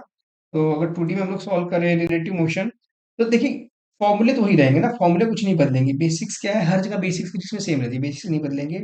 एक जो मैंने आपको फॉर्मूले लिखवा देगा, वो फॉर्मूला याद हो, और लिख देता हूँ यहाँ पे जो मेरा टॉपिक अभी चल रहा है, रिलेटिव इन 2D। ठीक है, रिलेटिव इन 2D स्टार्ट हो गया हमारे यहाँ पे। तो अगर आपको फॉर्मूले याद हो, मैंने आपको फॉर्मूला लिखवाया था, let's say velocity of A with respect to B, अगर रिलेटिव का लेक्चर दिखा हो वाला, तो मैंने लिखा था velocity of A minus of velocity of B. और इसको याद करने की ट्रिक बताया था क्या, जो पहले आएगा वो पहले, जो बाद में आएगा वो बाद में, देन माइनस लगा देंगे, ठीक है। ये सिंपल तरीका है इसको याद करने का। अ, अ, अ, हम्म, हम्म, ये सिंपल तरीका था इसको याद करने का। अब अब क्या करें, अब सिंपल हमारा 2D आ गया। तो 2D में क्या करेंगे, 2D में दो चीजें होंगी, अभी भी तो दो चीजें होंगी। बस इसमें डायरेक्शन ये है कि अलग अलग डायरेक्शन में चीजें होंगी। लाइक अभी हमने 1D में पढ़ा था, उसमें दो ऑब्जेक्ट के बीच रिलेशन निकाला था। 2D में भी यही सेम चीज करनी है, लेकिन यहाँ पे जो वेलोसिटी है ना, वो किसी एक डायरेक्शन में नहीं होगी, दो डायरेक्शन में होगी, एक्स और वाई। तो यहाँ पे दो बार लगानी पड़ेगी वही चीजें, बट फॉर्मूले यहाँ पे भी सेम रहेगी। क्या फॉर्मूला था, जो फॉर्मूला था हमारा वेलोसिटी ऑफ से S1, कोई पर्सन है S2 के रेस्पेक्ट में, तो क्या लिखेंगे इसका फॉर्मूला बताइए, velocity of S1 vector minus velocity of S2 vector. ऐसे भी चल के आगे आप पढ़ेंगे रेन मैन प्रॉब्लम। क्या पढ़ेंगे, रेन मैन प्रॉब्लम, जहां पे आपके पास कई क्वेश्चन होता है कि रेन हो रही है। अच्छा, रेन मैन प्रॉब्लम है इंटरेस्टिंग टॉपिक है, इसको जरा देखिएगा अच्छे से। इसमें आप एक्चुअली फील करके, जब मैं बचपन में मतलब मैं ऐसे बस में या कार में जाता था, प्रिंसिपल जगह था, तो क्या होता था कि जब कभी बारिश होती थी, मैं देखता था कि एक्चुअली में बारिश तो स्ट्रेट हो रही है, मतलब जनरली स्ट्रेट होती है, थोड़ा बहुत इंक्लिनेशन होता है, बट जब कार चल रही होती है, जब बस चल रही होती है, अगर आप बारिश को देखें ना, रेन को, तो जो रेन ऐसे होनी थी, बिल्कुल रेन ऐसे आती है। मतलब लगता है how is it possible, like cloud तो ऊपर है ना, तो थोड़ा बड़ा इंक्लिनेशन ऐसा है, फिर ऐसे चलता है, वो रेन बिल्कुल ऐसे आ रही होती है। समझ मतलब मुझे बहुत सारा डाउट कैसे ऐसे दिख रहा है कि रेन ऐसे जा रही है, बट एक्चुअली ऐसे वो होती नहीं है, रेन वर्टिकली होती है। हमारा रेफरेंस चेंज होगा, क्यों, हम लोग तो ग्राउंड पे बैठ के देख रहे हैं, तो एक्चुअल रेन देख पा रहे हैं, जो कि वर्टिकल है, थोड़ा बहुत इंक्लाइंड होती है बस हवा की वजह से। बट हम लोग कार में फिर बस में चल रहे होते हैं, भाई वेलोसिटी एक्स डायरेक्शन में बढ़ जाती है, वाई में फिक्स्ड है। एक्स में बढ़ने की वजह से, कि रिलेटिव लगाना पड़ेगा ना अभी, वाई में रिलेटिव तो सेम है, वाई में कोई प्रॉब्लम नहीं आ रही, क्योंकि वाई में मैं, मेरी वेलोसिटी जीरो है, वाई में सिर्फ और सिर्फ रेन की वेलोसिटी है। तो अगर मैं लिखूं velocity of rain in Y with respect to man, अच्छा इस वाई ने लिखता हूं अभी, simple velocity of rain with respect to man. बताइए पहले वेलोसिटी का फॉर्मूला क्या होगा, velocity of rain minus velocity of man. लेकिन अब मैं वाई डायरेक्शन में अलग एनालिसिस करूंगा, ये बोल रहा है कि फॉर्मूला सेम रहेगा अभी भी, लेकिन एनालिसिस अभी दो बार करनी पड़ेगी, एक बार एक्स में, एक बार वाई में। तो अगर आप वाई डायरेक्शन में एनालिसिस करें, वाई डायरेक्शन में अगर आप एनालिसिस करें, तो क्या आएगा, velocity of rain with respect to man is equals to velocity of rain in Y minus velocity of man in Y, और ये पूरे का वाई। तो वाई डायरेक्शन में देखिए, वाई डायरेक्शन में आपकी वेलोसिटी जीरो है, क्योंकि आप एरोप्लेन लेके थोड़ी जा रहे हो ऊपर, आप तो ग्राउंड पे ही चल रहे हैं ना कार लेके, तो जितनी भी स्पीड बढ़ाएंगे वो एक्स डायरेक्शन में बढ़ेगी, वाई में तो फिक्स्ड है वेलोसिटी। सिर्फ और सिर्फ वेलोसिटी किसकी है, वाई में, रेन की। तो जो एक्चुअल वेलोसिटी है दोनों बराबर है, इसलिए वाई में कोई प्रॉब्लम नहीं है। लेकिन अगर मैं एक्स में एनालिसिस करूं, एक्स में, कि rain with respect to man in X direction, okay, and rain start भी हो गई, ठीक है कोई नहीं, velocity of rain in X minus velocity of man in X. अब यहाँ पे प्रॉब्लम आ रही है, क्या प्रॉब्लम आ रही है, एक्चुअल में velocity of rain in X तो ये थी, बट इसमें आपकी वेलोसिटी जितनी बढ़ेगी ना, ये ओवरऑल जो आपको दिखने वाली वेलोसिटी है, जो आपको दिख रही है, जो आपको दिख रही है, वो तो ये वाली वेलोसिटी है ना आपके रेस्पेक्ट में, velocity of rain with respect to man. Man यानी कि जो कार में बैठा है, उसके रेस्पेक्ट में दिख रहा है, दिख रहा है ना रेन, जो मुझे दिख रहा है कार में बैठे हुए जब मैं स्पीड में चल रहा हूँ वो ये वाली वेलोसिटी है। बट वो है कितनी? एक्चुअल रेन की वेलोसिटी माइनस ऑफ जो जिस वेलोसिटी से मैं खुद चल रहा हूँ ग्राउंड पे। तब जब मैं एक कॉन्सेप्ट पढ़ा था अपने टाइम पे 11th में, तब मुझे समझ आया था, तब मुझे पूरा फील होता, पर बहुत मजा आया था कि कोई चीज मतलब एकदम से आंखें खुल गई थी ना उस टाइम पे, पता नहीं था कि ऐसा क्यों हो रहा है, एकदम इंस्टेंट रेन ऐसे दिख रही है बिल्कुल हॉरिजॉन्टल आ रही है, कई बार इतनी तेज होती है। अगर आप कार लाइक 90 80 90 की स्पीड पे है तो आपको बिल्कुल ऐसे दिखेगी रेन बिल्कुल स्ट्रेट आती हुई। इसके पीछे लॉजिक क्या है? ये वाला पार्ट जितना बढ़ता जाएगा ये घटता जाएगा, तो आपके रेस्पिरेटरी वेलोसिटी एक्स में घटती जाएगी, इसलिए आपको सीधे हॉरिजॉन्टली करेंगे। इस पे डिस्कस आगे, इसमें क्वेश्चंस करेंगे। क्वेश्चंस क्या करेंगे इस पे? कोई छाता लगाने वाली बात कि अगर आप ग्राउंड पे हैं तो ग्राउंड पे सिंपल स्ट्रेट छाता लगाएंगे तो आप बचे रहेंगे, लेकिन जब मूव कर रहे हैं, क्योंकि रेन अभी ऐसे आ रही है, अभी तो रेन ऊपर से आ रही थी, आप वर्टिकल अम्ब्रेला रखे थे, आप सेफ थे। अगर आप किसी वेलोसिटी से मूव कर रहे हैं तो आपको अपना अम्ब्रेला टिल्ट करना पड़ेगा किसी एंगल थीटा से, ताकि जो रेन ऐसी आ रही है तो अम्ब्रेला पूरा ऐसे कवर कर पाए आपको, आप रेन से बच पाए। ऐसे क्वेश्चन आते हैं। और क्या क्वेश्चन आते हैं, कई बार पूछेगा कि ऑलरेडी टिल्ट दिखा देगा, बोलेगा आपकी रेन एक्चुअल में टिल्टेड है किसी एंगल पे, एक्चुअल में विंड की वजह से आ रही है, आप कितने वेलोसिटी से चलेंगे आपको जो टिल्टेड रेन है वो वर्टिकल दिखने लगी। ये भी वर्टिकल वेलोसिटी एक्स को, उसमें एक्स को कंपनसेट करना होता है, उसको कंपनसेट करके हम लोग देखेंगे, मतलब सब कुछ समझ आएगा कोई आपको आगे लेक्चर्स में। बट मैं आपको बस एक इंट्यूशन देना चाहता हूँ कि मतलब है क्या रिलेटिव इन 2D ना, कुछ ऐसा टफ बात नहीं है ना, टफ इसमें 1D कैलकुलेटर में कुछ भी टफ नहीं है अगर ढंग से देखें तो। बस इज्जत से तमीज से पढ़ने वाली बात है, अगर ढंग से पढ़ रहे हैं आप, क्वेश्चन लगा रहे हैं, तो कुछ भी इसमें टफ नहीं मिलेगा आपको अभी तक तो ठीक है, यहाँ तक हो गया। फिर अभी आप एक वो भी प्रॉब्लम पढ़ेंगे इसमें 2D में, एक और प्रॉब्लम पढ़ेंगे जिसको हम लोग बोलते हैं बोट रिवर प्रॉब्लम, ठीक है, रिवर बोट प्रॉब्लम। तो आगे चल के आप पढ़ेंगे रिवर बोट प्रॉब्लम। इसमें क्या है, इसमें क्या होगा, इसमें ये होगा कि अगर आपने देखा होगा तो लाइक होता क्या है, जो रिवर है, रिवर है, अपने लेट से इस डायरेक्शन में फ्लो हो रही है, इस डायरेक्शन से वेलोसिटी ऑफ रिवर से फ्लो हो रही है। अगर कोई पत्ता, लीफ, लीफ कोई अगर पेड़ से गिर के इसके ऊपर करने लग जाए तो आप देखते हैं क्या कि ये लीफ ऑटोमेटिक इस डायरेक्शन में चलने लगता है। मतलब कि लीफ के पास भी खुद की वेलोसिटी नहीं है, लेकिन लीफ के पास इस रेन की सॉरी इस रिवर की वजह से एक वेलोसिटी आ गई। तो ये सब टाइप के जो डिस्कशन है रेन में प्रॉब्लम में होंगे, रेन में बोर्ड रिवर बोर्ड प्रॉब्लम में होंगे, जिसमें कि आपके पास रेन की वेलोसिटी होगी, स्विमर होगा या फिर बोट होगा, ऐसा होगा। पूछा जाएगा कितनी वेलोसिटी से स्विमर चले कि वो इस इंस्टेंट पे रेस्ट पे दिखाई दे, तो कैसे चल सकता है बताइए? वेलोसिटी ऑफ रिवर इधर है, अगर वेलोसिटी ऑफ स्विमर अगर वो खुद भी अपनी वेलोसिटी से इधर लगा दे तो दोनों वेलोसिटी वेक्टर कैंसिल हो जाएंगे और ये हमेशा ही खड़ा रहेगा। वो भले स्विम कर रहा है बट वो हमेशा यहीं पे रहेगा, वो आगे इंस्ट ग्राउंड के फ्रेम में नहीं बढ़ेगा। ठीक है। अब बोट आ गई, तो वही काम बोट के लिए भी हो सकता है। अब कई बार पूछा जाएगा कि अगर लेट से वो किसी वन वेलोसिटी से मूव कर रहा है, दूसरी वेलोसिटी रिवर, दोनों की वेलोसिटी एक्चुअल में ऐड हो जाएगी, तो ग्राउंड के फ्रेम में दोनों ऐड होके चलेंगे। बहुत सारे सवाल बढ़ते हैं, कई बार पूछ लेता है रिवर ऐसी फ्लो हो रही है तो मैन को किस डायरेक्शन में कितनी वेलोसिटी देनी चाहिए ताकि वो मिनिमम डिस्टेंस ट्रेवल करे। तो मिनिमम डिस्टेंस क्या है? जस्ट ये विड्थ, विड्थ ही दो लाइन के बीच परपेंडिकुलर डिस्टेंस ही तो मिनिमम होता है, स्ट्रेट लाइन में पढ़ेंगे मैथमेटिक्स में। तो अगर वो इस पाथ को ट्रेवल करे, इस पाथ को चूज कर ले, तो मिनिमम डिस्टेंस ट्रेवल करेगा, तो इस पाथ पे चला आइए। अगर पूछे मिनिमम टाइम के लिए, तो मिनिमम टाइम के लिए सिंपल करेंगे डिस्कस है ना, ये अच्छी बात है सब। मिनिमम टाइम के लिए क्या करना पड़ता है, टोटल वेलोसिटी वाई डायरेक्शन में दे दीजिए। आप जितनी भी वेलोसिटी लगा सकते हैं पूरी पूरी वाई डायरेक्शन में दे दीजिए, क्योंकि आपको ओवरऑल एक इंड से दूसरे इंड पे जाना है ना, एक लेवल से दूसरे लेवल पे जाना है। तो आपको टोटल आपके पास जितनी भी क्षमता है, जितनी भी पोटेंशियल है वेलोसिटी की, वो सब कुछ उसी डायरेक्शन में दे दीजिए। तो आप इस डायरेक्शन को कम करते रहेंगे अपनी टोटल पोटेंशियल से, और हॉरिजॉन्टल में आप ऑटोमेटिक एक्स की वजह से चलते रहेंगे, जो कि लीवर आपको चलाएगी। इसको ड्रिफ्ट बोलेंगे कि आप यहाँ पे ड्रिफ्ट मार के आगे भी चले जाएंगे विदाउट एनी मोशन, आप एक्स में कोई मोशन नहीं दे रहे हैं, फिर भी रिवर की वजह से आप तैर के चले जाएंगे वहां तक।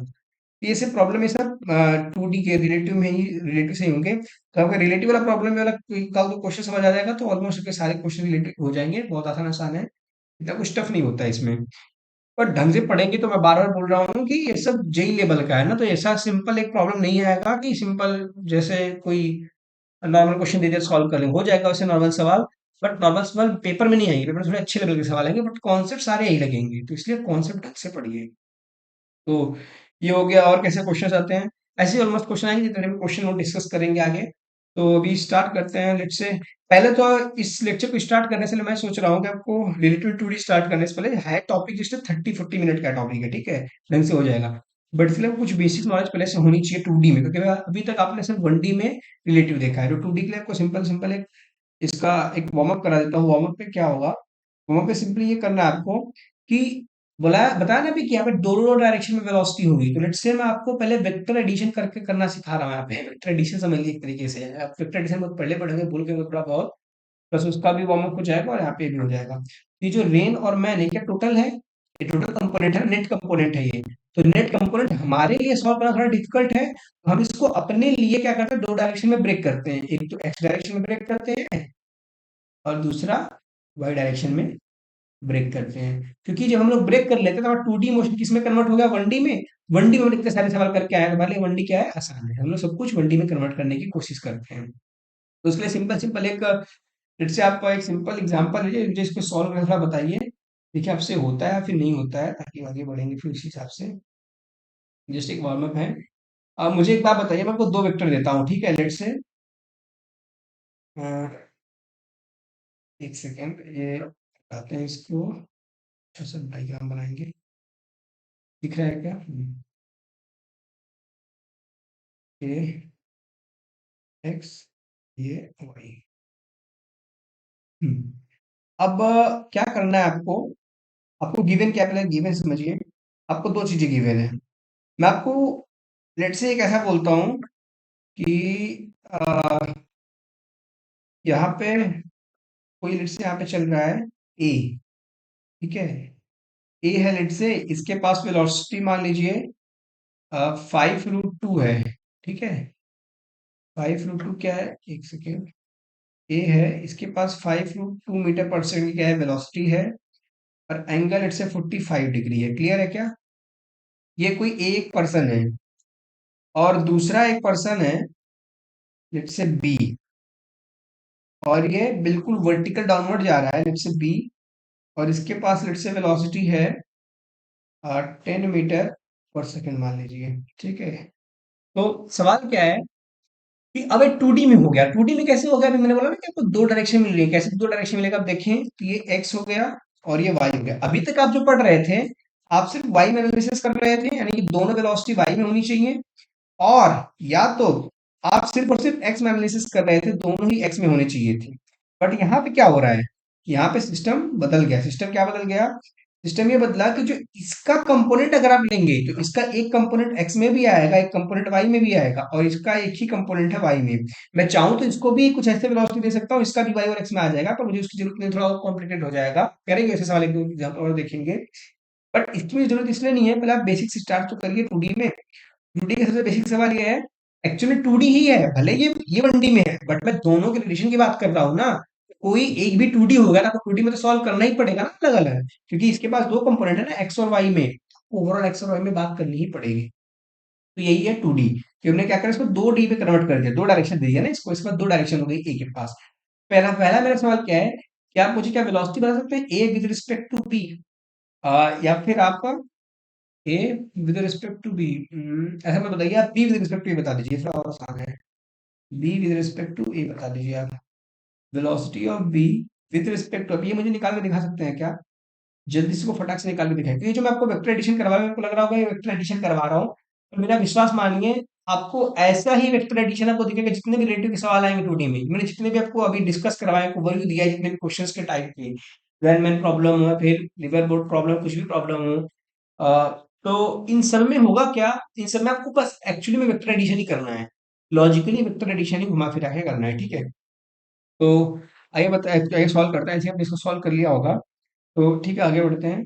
तो मैंने क्या बोला इसमें कि एक्चुअल में मुझे क्या चाहिए, velocity of B with respect to a. तो क्या होना चाहिए बताइए, velocity of b minus of velocity of a. But problem क्या आ रही है, एक्चुअल में ये 2D में है।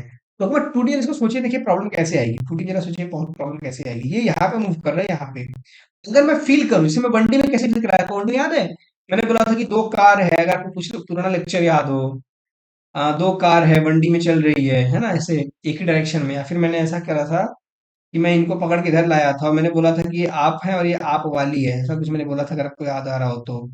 ठीक है, तो मैंने आगे क्या बोला था कि इसमें होगा क्या, जब ये दोनों साथ चल रहे हैं तो ए और बी, अगर मैं velocity of A with respect to B, यानी कि आप वाली है और ये आप है, ए with respect to b, a की वेलोसिटी मतलब इसकी वेलोसिटी आपके रिस्पेक्ट में, मतलब आप देख रहे हैं उसको, तो जब आप इसको देख रहे हैं तो आपको क्या दिख रहा है, वो आपसे दूर भाग रही है या फिर उसे पीछे जा रही है, कि आपके साथ चल रही है, कैसे पता चलेगा, velocity of A minus velocity of B. तो अगर इसकी वेलोसिटी आपसे ज्यादा है तो velocity of A minus velocity of B greater than zero आएगा, और ये आपसे दूर जा रही होगी, भाग रही होगी, आपसे तेज जा रही होगी। अगर ये नेगेटिव आ गया तो पीछे जा रही होगी।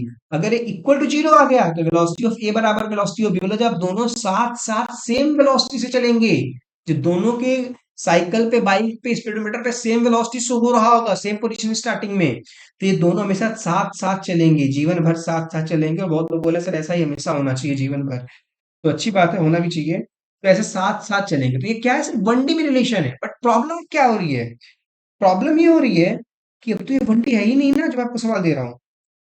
अब प्रॉब्लम ये हो रही है कि टू डी में होकर भाग रहा है, टू डी में भागने से क्या दिक्कत आई, अब ये इधर भाग रहा है, अब मैं इसको अनफील कैसे करूं, वन डी में तो साफ साफ दिख रहा है कि मेरे बगल में कोई चल रहा है, तो अगर उसकी वेलोसिटी मुझसे ज्यादा है तो आगे जाएगा, कम है तो पीछे जाएगा, बराबर है तो मेरे साथ रहेगा।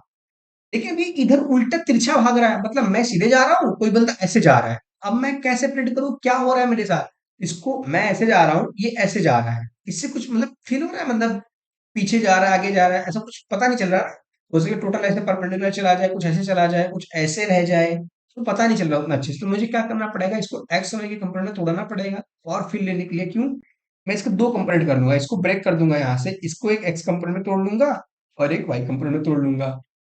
अब क्या होगा, ये जो y कंपोनेंट है ये इसकी दूरी को बढ़ाएगा घटाएगा। एक सेकेंड, हाँ ठीक है, जो y का कंपोनेंट अगर आप देखें तो y वाला नीचे आ रहा है, ये वाला उधर जा रहा है, ठीक है। अब ये वाला कंपोनेंट जितना बढ़ेगा इन दोनों के बीच दूरी उतनी ज्यादा बढ़ती जाएगी, क्योंकि ये क्या कर रहा है, इसे दूर जा रहा है। और जो x वाला कंपोनेंट है ये इसको इधर ले जा रहा है। अच्छा, मैं एग्जांपल ने वाला थोड़ा सा चेंज कर रहा था, क्योंकि मैं जो भी एग्जांपल दे रहा था आपको साथ साथ चलने वाला, वो एग्जांपल थोड़ा सा अलग है। वो एग्जांपल क्या है, वो एग्जांपल ऐसा है कि इन दोनों को सेम डायरेक्शन में मैं रखना चाहता हूँ। पहले कर ही लेके ये वाला सवाल करते हैं ना, ये वाला सवाल करते हैं। मैं आपको जो अभी समझा रहा था वो थोड़ा दूसरी चीज पे बेस्ड है, दूसरी चीज पे क्या बेस्ड है, उनका डायरेक्शन मतलब सेम होना चाहिए, तब वो आपको फील करा पाऊंगा ना कि कहाँ से कैसे जा रहे हैं। इस एग्जाम्पल को करेंगे अभी। मैं ये बोल रहा था कि यही सेम एग्जाम्पल है, जैसे यहाँ पे ऐसे जा रहे हैं, वो सेम ही है, ए और बी। इसे बी भी यही चल रहा है, ठीक है, जो बी मैंने नीचे मान लिया था उसको डायरेक्ट से ऊपर मान लीजिए, इसी डायरेक्शन में 10 मीटर पर सेकेंड से। अब ये वाला एग्जांपल जो मैं बता रहा था अभी, एक ऐसे जा रहा है और एक ऐसे जा रहा है, ठीक है। तो ये वाला एग्जांपल बन गया, ये सीधे चल रहा है, बट ये सीधे के बजाय कुछ तिरछा जा रहा है, और इसके पास वेलोसिटी कितनी थी, 5 ये थी ना 5 मीटर पर सेकेंड, और ये 45 डिग्री पे है, ठीक है। तो अब क्या हो रहा है, अब इसमें मैं कंपोनेंट में तोड़ लूंगा, बी तो इधर 10 मीटर पर सेकेंड जा रहा है, इसमें कोई प्रॉब्लम नहीं है, लेकिन बी के रेस्पेक्ट में अगर ए को देखूं तो ए के पास दो वेलोसिटी, एक इसके हॉरिजॉन्टल वाली वेलोसिटी यानी 5 रूट 2 का 45 यानी कि 5 मीटर पर सेकेंड, रूट से रूट टू कैंसिल हो जाएगा, एक इसका वर्टिकल वेलोसिटी की 5 रूट 2 मीटर पर सेकेंड। अगर अब आप देखें, जो एक्स डायरेक्शन की जो वेलोसिटी है ये डिपेंड करता है कि आगे पीछे कौन जा रहा है, क्योंकि अब ये सिंपल वाला सवाल हो गया। कौन सा सवाल, जो वन डी का आपने पढ़ा था कि आप वाली है और यहाँ पे कौन है, आप हैं। तो अगर ए और बी, अगर इन दोनों की वेलोसिटी देखना चाहिए तो कैसे देखना चाहिए, इनके बीच का डिफरेंस, ए माइनस बी करके देखिए, 5 - 10 क्या नेगेटिव नंबर आ रहा है, मतलब जो ए है बी में, जो जब ये ऐसे जा रही है, मतलब आप तेज जा रहे हैं 10 मीटर से, इसका जो हॉरिजॉन्टल कंपोनेंट, जो ये वाला कंपोनेंट है ना ये कम है, तो एक्चुअल में ऐसे थे, बट ये 30 जा रहा है तो ये पीछे रह जाएगा हॉरिजॉन्टल में, क्योंकि जो इसका ये वाला कंपोनेंट है हॉरिजॉन्टल में ये कम है, ये 5 ही है। बट अब इसके दो कंपोनेंट, एक तो हॉरिजॉन्टल में थे, एक वर्टिकल में भी तो आएगा, ये वाला कंपोनेंट क्या कर रहा है, ये वाला कंपोनेंट इसके, इनकी दूरी को डिफरेंस करा परपेंडिकुलर में, मतलब कि अलाइनमेंट की बात करूं, अलाइनमेंट कोई चेंज नहीं हो रहा। अलाइनमेंट का क्या मतलब है सर, अलाइनमेंट मतलब कि दो ऑब्जेक्ट ऐसे पास में है, ये हमेशा अलाइनमेंट अलाइंड है। अब ये ऐसे दूर जा रहे हैं बट ये अलाइन, इस डायरेक्शन में देखो, इस डायरेक्शन में अलाइंड है, क्योंकि इनके बीच की दूरी है, ये दूरी तो बढ़ रही है, बट ये अलाइन ही है, एक ही डायरेक्शन में, मतलब कि ये भी इधर मूव कर रहा है, ये भी इधर मूव कर रहा है, पर ये सेम डायरेक्शन सेम वेलोसिटी से एक्स में मूव कर रहा है, वाई में इनकी दूरी बढ़ रही है। ये वाला क्या कर रहा है, वाई में डिस्टेंस बढ़ा रहा है, और ये वाला कंपोनेंट एक्स में डिस्टेंस बढ़ाएगा। अगर मैं इंडिविजुअली देखूं इस चीज को, तो ये आपका वन डी मोशन हो गया। अगर इंडिविजुअली मैं इस चीज को देखूं, तो ये भी एक वन डी मोशन हो गया वाई में। वाई में कैसे वन डी मोशन हो गया, कि अब ये वाई में क्या रेस्ट पे है, अगर इसको कन्वर्ट कर लूं ये वाला सिचुएशन, तो बी वाला बंदा क्या है, रेस्ट पे है वाई में, और ए वाला बंदा 5 मीटर पर सेकंड से चल रहा है, तो क्या होगा, वाई में भी आप 5 मीटर पर सेकंड से वाई में वो दूर जाएगी आपसे। आ रही बात समझ में? तो ऐसे आप 2D को 1D में कन्वर्ट कर सकते हैं। मुझे समझाने के लिए एग्जांपल लेना पड़ा आपको, क्योंकि मैंने एग्जांपल को समझाने के लिए बीच में ले लिया था। तो भी आते हैं उस क्वेश्चन को सॉल्व करते हैं, ठीक है। और इसको भी सॉल्व कर लेते हैं, इसको भी सॉल्व करने में कुछ वो नहीं है। ये ए था बी था, वेलोसिटी सेम क्वेश्चन था मेरा इसमें भी, कि velocity of A with respect to B क्या होगा। तो बताइए कैसे निकालेंगे। क्या मैं बोल दूं velocity of A vector minus velocity of B vector. तो इस बार ये एक्चुअल क्या है, ये वेक्टर क्वांटिटी है, ये टोटल वेक्टर है। अगर आप चाहें तो इनको एक्स वाई में इंडिविजुअली कन्वर्ट कर सकते हैं, वो हम कन्वर्ट करेंगे जब मैं जरूरत पड़ेगी ऐसा। पर अगर तुमसे सेम सिर्फ वेक्टर क्वांटिटी पूछी जाए, टोटल वेलोसिटी, तो टोटल वेलोसिटी हम एक्स में निकालते हैं, वाई में निकालते हैं, रिलेटिव रिलेटिव दोनों को ऐड करता, तो दोनों का नेट रिजल्टेंट रिलेटिव वेलोसिटी आता। ठीक है। अगर मैं पहले एक्स की रिलेटिव निकालता, पहले वाई की रिलेटिव निकालता, फिर दोनों को वेक्टोरली ऐड करता, एक्स कैप वाई कैप लगा के, तो नेट रिजल्टेंट रिलेटिव वेलोसिटी आती। ओके। बट अगर मैं क्या करूं, कि दोनों की नेट वेलोसिटी ही रख दूं पहले ही, पर वेक्टर फॉर्म में रखिएगा, ये नहीं कि ये 5√2 ही उठा के रख दिया। 5√2 तो नेट मैग्नीट्यूड है ना, वेक्टर क्वांटिटी वेलोसिटी। यहाँ पे देखिए मैं वेक्टर साइन हट पे लगा रहा हूँ, क्यों लगा रहा हूँ, वेक्टर डायरेक्शन इंपॉर्टेंट है। तो अगर आप सीधे सीधे वेक्टर क्वांटिटी ही उठा के रख देंगे, तो आपको वेक्टर क्वांटिटी ही आ जाएगी मिलकर। आपको प्रूफ करके दिखाता हूं दोनों। पहले आप क्या करें, सिंपली इजी वाला स्टेप लगाते हैं, डायरेक्टली पुट करिए वेक्टर को। तो अगर डायरेक्टली वेक्टर को पुट करें तो क्या आएगा बताइए। वेलोसिटी ऑफ ए वेक्टर बताइए कितना है। तो वेलोसिटी ऑफ ए वेक्टर कितना है, इसके पास 5 आई कैप, यहाँ पे 5 मीटर आई कैप, और 5 मीटर जे कैप ए के पास। तो अगर मैं इसको लिखूं 5 मीटर पर सेकेंड आई कैप, और प्लस 5 मीटर पर सेकेंड जे कैप, क्योंकि वाई एक्स में दोनों में इसके पास वेलोसिटी है।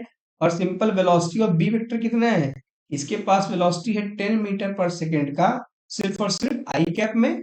ये टोटल वेलोसिटीज हैं। तो अगर मुझे क्या चाहिए, velocity of A with respect to B total. ये टोटल में लिख रहा हूँ क्यों, क्योंकि सवाल कुछ भी हो सकता है ना। जब मैं ये वाला सवाल दिया था ना, इसमें सवाल पूछा जा सकता है कि ये आपके साथ एक्स में, मतलब आपके अलाइंड चल रही है कि नहीं। भले ही इसकी वर्टिक ये वाला परपेंडिकुलर वेलोसिटी ज्यादा होगा, ये डिस्टेंस बढ़ रहा होगा, बट ये अलाइंड है आपके, क्योंकि इसका हॉरिजॉन्टल कंपोनेंट सेम है। तो सिर्फ मैं वर्टिकल में डिस्टेंस कवर करके मैं इसके पास आ सकता हूँ। अच्छा, जब कोलिजन की बात करेंगे ना, रिलेटिव की जब टक्कर वक्कर की बात करेंगे, तब मजा आएगा रिलेटिव में पूरा सॉल्व करने में। अभी तो बहुत बेसिक चल रहा है ये। तो V A with respect to B total, total लिखने की जरूरत नहीं है वैसे, क्योंकि जब ए बी लिख रहा हूँ without X Y component subscript लगाए, इसमें टोटल वेलोसिटी ही है। This is equals to velocity of A vector minus velocity of B vector. Value put कर दीजिए। वेलोसिटी ऑफ ए वेक्टर कितना है 5। मैं मीटर पर सेकंड नहीं लिख रहा ना अभी, समझिए ऐसा नहीं कि ये वैल्यू है, तो ये मीटर पर सेकंड में ही है। 5 आई कैप प्लस 5 जे कैप क्या है, वेलोसिटी ऑफ ए, फिर minus of velocity of B. Velocity of B कितना है 10 आई कैप। अगर मैं इसको सॉल्व कर लूं, आई कैप से घटता है, वेक्टर एडिशन सब्ट्रैक्शन अच्छे से आना चाहिए, ठीक है। कुछ नहीं है, एडिशन सब्ट्रैक्शन क्या है, आई कैप के साथ जे कैप को जी कैप के साथ। तो 5 आई कैप माइनस 10 आई कैप कितना आ जाएगा, माइनस ऑफ 5 आई कैप, और 5 जे कैप, यहाँ पे कुछ नहीं तो क्या 0 जे कैप लिख सकता हूँ, लिख सकता हूँ 5 जे cap minus of 0 j cap. तो कितना आ जाएगा, सिंपल ऑफ 5 का जी कैप। मतलब कि नेट वेलोसिटी रिलेटिव में, अगर आप एक्चुअल में देखें, एक्चुअल में बी के पास, अच्छा ठीक है, मतलब यहाँ पे मैंने वैल्यू ऐसी, मतलब ऐसे मैंने वैल्यू खुद से ली है। तो मतलब बाय डिफॉल्ट ऐसी वैल्यू आ गई है कि आपको देखने में लग रहा है कि सर ये एक्स में तो बिल्कुल नेगेटिव है और वाई में सेम है। तो ऐसा आ रहा है, ऐसा क्यों आ रहा है, कि देखिए तो बी वाले के पास वाई में कोई वेलोसिटी नहीं है। ऑब्वियस सी बात है, देखिए अब ये क्या रिलेटिव वेलोसिटी वाई में है, तो रिलेटिव वेलोसिटी वाई में कैसे होगी, बी के पास कोई वेलोसिटी है ही नहीं, जितनी भी वेलोसिटी आ रही है वो सिर्फ ए की वजह से आ रही है। इसलिए जो ए की वेलोसिटी है वही रिलेटिव वेलोसिटी बी के रेस्पेक्ट में भी होगी। क्यों, क्योंकि बी वाई में तो रेस्ट पे है, तो बी वाई में भी ग्राउंड की तरह ही बिहेव कर रहा है। जो एक्चुअल वेलोसिटी वो ग्राउंड के रेस्पेक्ट में होती है, इसलिए रिलेटिव ग्राउंड के रेस्पेक्ट में ही आ रहा है। क्यों, क्योंकि बी खुद ही ग्राउंड की तरह एक्ट कर रहा है वाई डायरेक्शन के लिए। बट एक्स में क्या है, एक्स में बंदा 10 से भाग रहा है, वो 5 से भाग रही थी, ये 10 से भाग रहा है, मतलब इससे डबल भाग रहा है। इसके रेस्पेक्ट में जब मैं 1 में से 2 माइनस कर रहा हूं तो -1 आता है ना, जो डबल भाग रहा है मतलब वन लेंथ वो पीछे चला जाएगा। इसलिए यहाँ पे रिलेटिव वेलोसिटी एक्स डायरेक्शन है, ए विद रिस्पेक्ट टू बी। यानी जब ये बी वाला ए को देख रहा होगा ना, तो बोलेगा कि जब ये ऐसे चल रही है ना, तो ये बोलेगा एक्स में तुम मुझसे 5 मीटर पर सेकंड पीछे जा रही है, बट वाई में 5 मीटर पर सेकंड से दूर जा रही है। सारी बात समझ में? ये सिंपल वेक्टर निकालने का तरीका है। मैंने बोला था प्रूफ करके दिखाऊंगा एक्स और वाई का भी, तो भी करके दिखा देता हूँ। बस आई थिंक समझ आ रहा होगा मैं क्या कर रहा हूँ। टोटल निकाल रहा हूँ तो एक्स का वाई का इनडायरेक्टली तो आ ही गया ना। ये क्या relative in X relative in Y, देखो दोनों को जोड़ दे रहा हूँ तो नेट वेलोसिटी आ गई। अगर मैं सिंपल रिलेटिव में एक्स वाई में करता तो क्या होता है, यहाँ पे जरूरत नहीं, पर मैं करके दिखा दूँ क्योंकि आगे जरूरत पड़ेगी क्वेश्चन में। यहाँ पे जरूरत नहीं थी इसको सॉल्व करने की ऐसे, बट ठीक है। अब मैं क्या करूँ, अब मैं निकालना चाहता हूँ velocity of A with respect to B but only in X direction. तो इसके लिए क्या लिखूंगा, velocity of A in X minus velocity of B in X. तो बताइए फटाफट, velocity of A in X में कितना है 5, क्योंकि 5/2। देन आई कैप ही है, क्योंकि मैं एक्स की बात कर रहा था, यहाँ पे आई कैप लिखने की जरूरत नहीं है। अगर चैट लिखना तो लिख सकते हैं, अदरवाइज आप जानते हैं कि एक्स में है। जब ये नेट वेलोसिटी जो आएगी इसमें आप नेट आई कैप लगा देंगे, क्योंकि टोटल वेलोसिटी एक्स डायरेक्शन में है, एक्स डायरेक्शन में आई कैप लगा देंगे। हालांकि आप लगा के चलिए, ऐसा कोई प्रॉब्लम नहीं आएगी, है ना। और अच्छा ही लगा के चलेंगे, डायरेक्शन कई बार साइन कन्वेंशन में गलती हो जाती है, वो नहीं होगी। और minus times velocity of B in X direction कितना है, 10 आई कैप, 10 आई कैप लिख दिया। करिए 5 माइनस 10 कितना आ जाएगा, माइनस का 5 आई कैप। अरे पास तो वही क्वांटिटी है, इसको देखिए ना, यही तो है velocity in relative in x. हाँ बिल्कुल। अगर मैं क्या करूँ, velocity of A with respect to b in y direction निकाल लूँ तो क्या हो जाएगा, velocity of A in Y minus velocity of B in y. तो velocity of A in y vertical upward 5 था, 5 का। देन बी का क्या है, 0, पूरा का पूरा जे कैप में है, तो 5 माइनस 0 5 जे कैप। अरे वाह, ये भी तो वही चीज है, रिलेटिव इन जे। तो मैं बोला था आपको relative in Y relative in X. अब अगर टोटल वेलोसिटी चाहिए, टोटल वेलोसिटी वेक्टर क्या होता है, V X I cap plus V Y J cap. अब अगर रिलेटिव की बात करें, relative in X relative in X relative in Y, total relative velocity. तो टोटल रिलेटिव वेलोसिटी क्या हो जाए, total relative velocity in X वो कितना है, माइनस का 5 आई कैप, माइनस का 5 आई cap. And total relative velocity in y, y में कितना है, प्लस का 5 जे कैप, प्लस का 5 जे कैप। क्या आ गया है दोनों सेम, फर्स्ट एंड सेकंड आ गया सेम। आना ही चाहिए, इसमें क्या रॉकेट साइंस है, मेरे को टफ थोड़ी है, मेरे को बस फालतू में मजे कर रहा हूँ, इसमें कुछ इतना टफ नहीं, बस कुछ समझ आना चाहिए तभी मजे कर रहा हूँ, ऐसा नहीं कि समझ भी नहीं है आसान। मैं बस ये बताना चाहता हूँ, ठीक है। अभी ऊपर वाला क्वेश्चन भी कर लेते हैं। ठीक है, इस बार मैंने क्या करा, जो ऐसा था अभी ऐसा नहीं करा। अगर मैं दिखाऊं तो ये तो किसी एंगल पे मूव कर रहा है, और जो ये वाला ये ऐसे मूव कर रहा है, ऐसा कुछ डायरेक्शन हो रहा है ऐसा। मतलब ये तो पीछे जा रहा है बी, और ये इसके एंगल पे ऐसे जा रहा है। तो डिस्टेंस बहुत तेजी से बढ़ रही है, क्यों, एक्स में तो एक्स में डिस्टेंस बढ़ा ही रहा है, साथ में इसका वाई कंपोनेंट, और ये वाला जो है ये खुद वाई में उल्टा जा रहा है, दोनों ऐसे आ रहे हैं। तो ऐसा हो रहा है। हालांकि मुझे इतना प्रॉब्लम इसलिए थोड़ा मैथमेटिक्स इंपॉर्टेंट नहीं आ पाती, क्योंकि अभी थोड़ा सा मैं सिंपल सिंपल सिचुएशन दिखा रहा हूँ, विजुलाइज कर पा रहे हैं। जब आप देखेंगे कई बार कॉम्प्लिकेटेड केस बने, जब कोलिजन, जब दो प्रोजेक्टाइल कोलाइड करेंगे ना, तो वहां पे उसको प्रॉपर विजुलाइज कर सकते हैं, बट थोड़ा सा ढंग से विजुलाइजेशन करना आना चाहिए। थोड़ा विजुलाइजेशन में प्रॉब्लम हुई तो क्वेश्चन गलत हो जाएगा। उसके लिए क्या करेंगे हम लोग, मैथमेटिक्स की हेल्प लेंगे और सोल्यूशन की हेल्प लेंगे, कि सोल्यूशन को प्रोसीड कैसे करते हैं। प्रॉपर फील होना चाहिए, बट साथ में मैथमेटिक्स का कैसे यूज करना है ये भी होना चाहिए। ये सब क्या है, एग्जाम्पल्स है बहुमत के लिए, ताकि वही मैथमेटिक्स वहां पे लगा पाए। जो एक्चुअल में सवाल कोलिजन रीजन में बढ़िया बढ़िया आते हैं। आई थिंक एडवांस में भी एक बार सवाल आया था कोलिजन के लिए, ठीक है। तो प्रोजेक्टाइल कोलिजन हम लोग करेंगे तो उसमें हम वैक्यूम भी करवाएंगे आपको, तो वैसे क्वेश्चंस आते हैं। तो उसके लिए क्या करना पड़ेगा, वेक्टर एडिशन ढंग से आनी चाहिए, और विजुलाइज कैसे करना है, उसके बाद मैथमेटिक्स कैसे लगानी है। तो क्या करूं बताइए, इसके लिए सिंपली नेट वेलोसिटी लिख दूं। अभी मैं एक्स वाई में अलग अलग नहीं कर रहा, मैं एक्स वाई में अलग अलग करके आपको दिखा चुका हूँ। सिंपली क्या करूं, पहले वेलोसिटी इन एक्स निकाल लेता हूँ, वेलोसिटी ऑफ ए निकाल लेता हूँ, सॉरी एक्स नहीं, वेलोसिटी ऑफ ए कितना है बताइए। इसका हो जाएगा 5√2, वही सेम 5 का आई कैप और प्लस ऑफ 5 का j cap. Velocity vector in b is equals to minus of 10 j cap, y minus of, क्योंकि वाई एक्सिस ऊपर है ना, तो नीचे क्या हो जाएगा, माइनस ऑफ 10 जे कैप। अच्छा, तो सिंपल रिलेटिव वेलोसिटी। अच्छा, आपको समझ आ रहा है, आसान ही है मतलब ये भी, क्योंकि 1D में क्या होता था, सिर्फ और सिर्फ आई को आई के साथ ट्रीट करते थे, जे को जे के साथ। यहाँ पे आई जे दोनों आ गए, कोई प्रॉब्लम नहीं है ना। आई जे आपस में इंडिपेंडेंट है, वो दूसरे आप एक दूसरे का परपेंडिकुलर है, कोई दूसरे को इफेक्ट नहीं कर रहा। तो आई को अलग सॉल्व कर लीजिए, जे को अलग सॉल्व कर लीजिए, फिर दोनों को साथ भी रखेंगे आई और जे नोटेशन लगा के रख दीजिए, कोई फर्क नहीं पड़ेगा ना। आई वाला जे को थोड़ी ना जाके डिस्टर्ब करेगा, आई तो अपने आई के साथ जुड़ेगा, जे अपने जे के साथ जुड़ेगा, तो जो भी रिलेटिव होना है नेट जुड़ के आ जाएगा। गलती से भी आई को जे के साथ मत जोड़ दीजिएगा। इसलिए बोल रहा हूँ कि ये डायरेक्शन, ये कैप लगा के चलिएगा सब में, ठीक है। तो इससे क्या हमेशा ये दोनों एक तरीके से वन डी मोशन ही ट्रीट हो रहा है ये भी, बट ये टू डी में आपको दिख रहा है ना कैसे हो रहा है वही चीजें। वेलोसिटी ऑफ, अच्छा यहाँ पे क्वेश्चन था B with respect to A. अच्छा पिछली बार क्या पूछा था मैंने? अच्छा A with respect to B पूछ लिया था। A with respect to B पूछा था। ए माइनस बी सही तो किया हूँ ना मैंने? एक सेकेंड। अच्छा सॉरी, अच्छा मैं गलत बोला था एक्चुअली पिछली बार। मैंने बोला था कि बी के लिए ए -5 से बेहतर है, नहीं। ए स्लो जा रहा है ना, ए का एक्स में 5 ही है, बट बी का, एक सेकेंड, ए के लिए बी 5 से आगे जाएगा। मैं कुछ गलती कर रहा हूँ, मुझे ऐसा क्यों लग रहा है। वेलोसिटी ऑफ ए और velocity of B, velocity of A with respect to B, हाँ ठीक तो है, बी के रिस्पेक्ट में पूछा गया velocity of A with respect to B, ठीक है ठीक है, नहीं सही हुआ है। यहाँ पे क्या पूछा, अच्छा यहाँ पे क्वेश्चन अलग है। ओके, यहाँ पे मैं वेलोसिटी ऑफ बी, यहाँ पे मैं बी पूछ रहा हूँ ए के रेस्पेक्ट में। अब जरा सोचिए, पिछली बार विजुलाइज करना थोड़ा आसान था, क्योंकि बी यहाँ पे था, ए यहाँ पे था, और ए के रेस्पेक्ट, बी के रेस्पेक्ट में ए की वेलोसिटी पूछ रहा था कि इसके लिए ये कितने से भागता हुआ दिखेगा। अभी क्या हो रहा है, ए खुद ही एक वर्टिकल एक्सिस पे है, उसके लिए बी किस वेलोसिटी से चलेगा। अब ये जरा सोचिए, विजुलाइज कर पा रहे हैं आप? कितना कॉम्प्लिकेटेड है इसको विजुलाइज करना। मतलब अगर दोनों एक्सिस सेम हो तो विजुलाइज कर भी सकता हूँ। इसमें क्या, ए ऑलरेडी किसी एक डायरेक्शन पे 45 डिग्री, मैं पूछ रहा हूँ कि बी की वेलोसिटी बताइए, velocity of B with respect to ए।